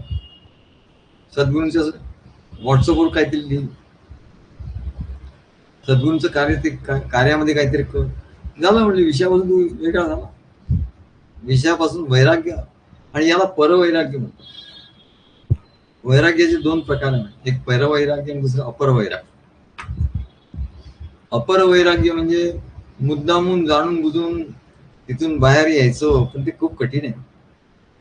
अपर वैराग्य म्हणजे सद्गुरूंच्या कार्यात सगळं तर आहेच, बस तिकडे जाऊन आपल्याला जे आता काय करावं असं वाटतं ते सद्गुरूंच्या कार्यात करायचं. याला अपर वैराग्य असं. तसं म्हटलं तर खूप कठीण आहे. ग्रंथात सांगितलं वैराग्य कसं येतो. ज्याप्रमाणे भोकलेले अन्न मनुष्य पुन्हा खात नाही, असं होत नाही. काय संसारामध्ये विषयाबद्दल आपल्याला असं कधी लोकांना वाटत नाही की नाही खाऊ नये, ते भोकलेलं अन्न आहे, असं काही विषयाबद्दल वाटत नाही. पुन्हा पुन्हा तेच खातात. ज्याप्रमाणे भोकलेले अन्न मनुष्य पुन्हा खात नाही. गटारात गारवा आहे म्हणून मनुष्य गटारात जाऊन बसतो का? नाही. विष्ठा खाल्ल्यामुळे मनुष्य डुकराप्रमाणे मांसल आणि ताकदवान होण्याची इच्छा करत नाही. डुक्कर काय खातो? डुक्कर कसं असतो? एकदम ताकदवान असतो. खूप ताकद असते डुकरामध्ये. रान डुक्कर वगैरे ते काय खातं? डुक्कर विष्ठा खातात. विष्ठेमध्ये काय असतं? तो फॉस्फरस असतो, त्याच्यामुळे ते ताकदवान बनतो. तसं म्हणाले, तसं मनुष्य त्या डुकरासारखा तो करणार नाही. तसं म्हणजे स्वर्ग सुखाचं वर्णन ऐकून सुद्धा, स्त्रियांचं वर्णन ऐकून पुरुष किंवा पुरुषांचं वर्णन ऐकून स्त्रिया, ह्या यांचं मन काही म्हणाले हे होणार नाही. तर त्याला वैराग्य असं म्हणतात. यालाच भगवान विषय वैराग्य असं म्हणतात. पण हे विषय वैराग्य कठीण आहे. हे असं होऊ शकत नाही. मन मन सारखं या संसारात धावतच असतं. त्याला असं वाटत नाही की उकलेलं अन्न आहे, खराब आहे, गटारात पडतोय, असं काही त्याला वाटत. म्हणून भक्ती मार्ग सोपा काय की याच्यामध्ये तुम्ही या, बस इथे या, हे झालं तिकडे नाही, काय तिकडे आपोआपच तुमचं वैराग्य झालं. म्हणून याला परवैराग्य असतं. म्हणून भगवान म्हणतात, अर्जुना विषयांचं वैराग्य म्हणजे आत्मस्वरूपाचा लाभ करून देणारं सद्भाग्य आहे. विषयांचं वैराग्य म्हणजे आत्मस्वरूपाचा लाभ, आणि भक्तीमध्ये ते सहज आहे. म्हणून भक्तीमध्ये भक्ती मोठी आहे. हेच ते सद्भाग्य आहे. आणि याच्या योगानेच जीव निर्गुण आत्मस्वरूपाच्या ठिकाणी समाधी साधतो. वैराग्य आलं की आत्मस्वरूपाचा लाभ झाला, आत्मस्वरूप प्राप्त झालं, आत्मस्वरूपाचा अनुभव आला. मग वैराग्य कसं आहे? मग ते विषयातून ते मन काढायचं, ते जमणार नाही कोणाला. भक्ती मार्गात सद्गुरूच्याकडे सगळं तयार आहे. तो इकडे आला की वैराग्य आपोआपच त्याला मिळालं. ना जाणो असती कशा वैराग्या पारदशा. भक्ती मार्गामध्ये वैराग्याच्या पार जाण्याच्या दिशा प्राप्त होतात. तेव्हा वैराग्य हे आत्मस्वरूपाचा लाभ करून देणारं सद्भाग्य आहे, असं ज्ञानेश्वर महाराज सांगतात. आणि जीव निर्गुण आत्मस्वरूपाच्या ठिकाणी, याच्याच योगाने जीव निर्गुण आत्मस्वरूपाच्या ठिकाणी समाधी साधतो वैराग्याने. ब्रह्मानंद भोगण्याला तो योग्य होतो.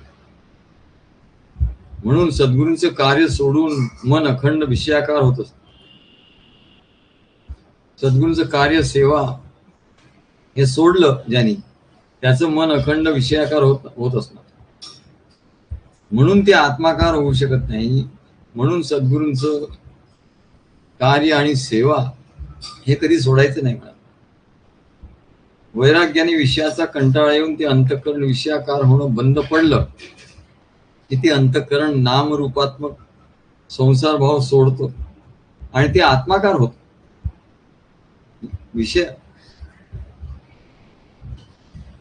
विषयाकार होणं बंद झालं, वैराग्य आलं. आणि वैराग्य किती याचं सोपं आहे म्हणा. सद्गुरूचा ग्रंथ वाच, सद्गुरूचं प्रवचन आहे, सद्गुरूची भेट, त्यांचं कार्य कर, झालं वैराग्य. आणखी काय सोपं, आणखी काय कर, आणखी म्हणले तुला काय पाहिजे, तेही त्याला जीवावर येतं. मग ते मन आत्माकार होतो. सद्गुरूंच्या ज्ञानाने पूर्ण सत्वगुण अंगात भरतो. सत्वगुण अंगात, त्याला चैतन्याचा प्रकाश प्राप्त होतो. सात्विक वृत्ती ब्रह्माकार होते. आणि मी ब्रह्म नाही, मी ब्रह्म नाही. एरवी तो काय म्हणतो, मी ब्रह्म कसं असेल? मी ब्रह्म नाही भाऊ, आपण काय ब्रह्म वगैरे, आपण साधे माणसं. हा माझा देह आहे, हा देह म्हणजे मी. ब्रह्म वगैरे मी काही जाणत नाही. मी ब्रह्म जाणत नाही. ही ब्रह्माला आवरण करणारी वृत्ती नष्ट होते. भक्ताच्या ठिकाणची वृत्तीच नष्ट होते. कुठली? मी ब्रह्म नाही, ही वृत्ती नष्ट होते. त्याला सारखं वाटत असं, मी ब्रह्म नाही, नाही भाऊ आपण एवढं कुठे, आपली एवढी बदल कुठे, आपली एवढी अवस्था कुठे, असं त्याला नेहमी वाटत असतं. पण जेव्हा वैराग्य त्याच्या ठिकाणी येतं, तेव्हा ब्रह्माला आवरण करण्याची जी दृष्टी आहे, जी वृत्ती आहे, तीच तर म्हणाले नष्ट होते. आणि त्याला स्वयंप्रकाश रूप ब्रह्म ऐक्याने अनुभवायला येतो, तो एकरूप होतो. त्याला ऐक्याने अनुभवायला येतो. आणि म्हणून तुकडोजी महाराज काय म्हणतात, तुकडोजी महाराजांचं फार छान पद आहे. मग ते मनाला उपदेश करतात.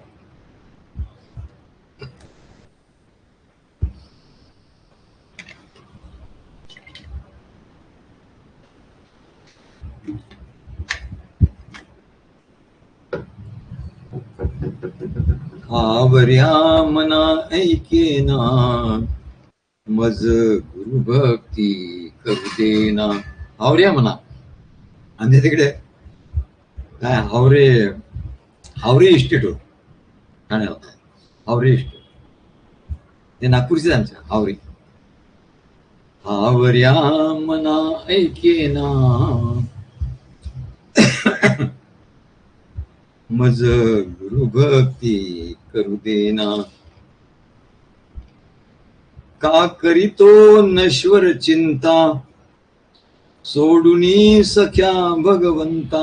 अरे कसल्या चिंता करतो, नश्वर गोष्टीची चिंता करतो. का करीतो नश्वर चिंता सोडूनी सख्या भगवंता. गेले वय बघ आता आता. वय झाला म्हणले तुझं. गेले वय गेले वय बघ आता आता. उरले धन उबगले धन पुत्र कांता. समजुनी बोध घेईना समजुनी बोध घेईना मज गुरु भक्ती करू देना. हावर्या मना ऐकेना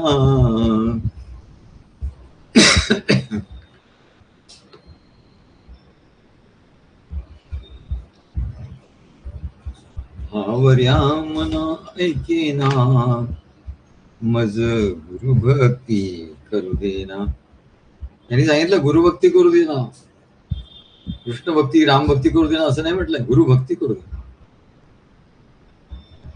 ही बघरे मोठी माडी. एवढा मोठा फ्लॅट आहे काय वा. एवढी मोठी माडी आहे. पूर्वी माडे असायचे. ही बघरे मोठी माडी आणि घरात जरीची साडी. मोठी माडी आहे, घरात साड्या आहेत कितीतरी. पूर्वी एकच जरीची साडी होती, आता पुष्कळ वॉर्डरोबची वॉर्डरोब भरलेले. हातात रुपेरी काठी. काठी म्हणजे रुपेरी होती, चांदीची काठी. सेवेला नौकर पाठी. सेवेला कितीतरी नौकर. हे जागीच पडले बघना. हे जागीच्या जागीच राहतील म्हणाले आणि तुला जावं लागेल. मज गुरु भक्ती करू देना. हावर्या मना ऐकेना मज गुरु भक्ती करू देना. बांबूची चौकट करुणी. आता शेवटचा प्रसंग सांगताय. दिले त्यास बांधूनी बांधिले जबर दोरीने. तो पुन्हा न येऊ म्हणून. तो पुन्हा आला नाही पाहिजे बाबा. हा पुष्कळ त्रास दिला याने सगळ्यांना. आता पुन्हा यायला नको. तो पुन्हा न येऊ म्हणून कोणास दया येईना. मरणाच्या वेळेला म्हणजे कोणाला दया येत नाही. मज गुरु भक्ती करू देना. हावर्या मना ऐकेना मज गुरु भक्ती करू देना. पाहती सगळे नेत्रांनी तस आड येतसे कोणी. उठले रे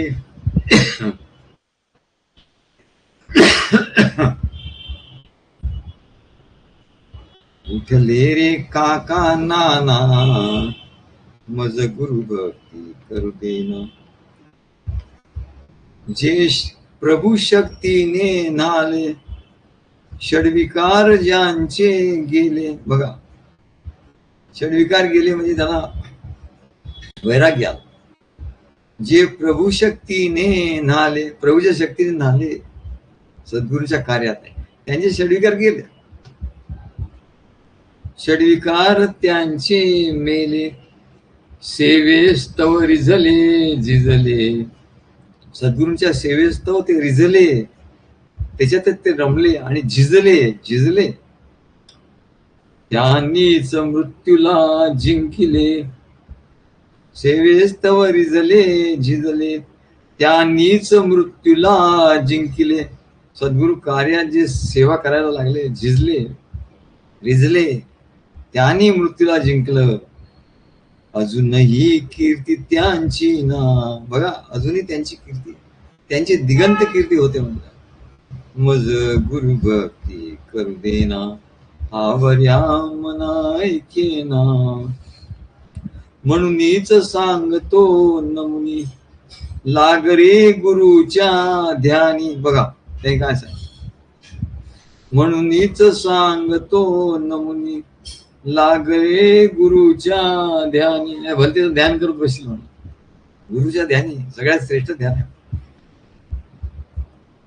करशील या दुःखातून, तरशील या दुःखातून, सुख पावसी जन्मोजन्मी.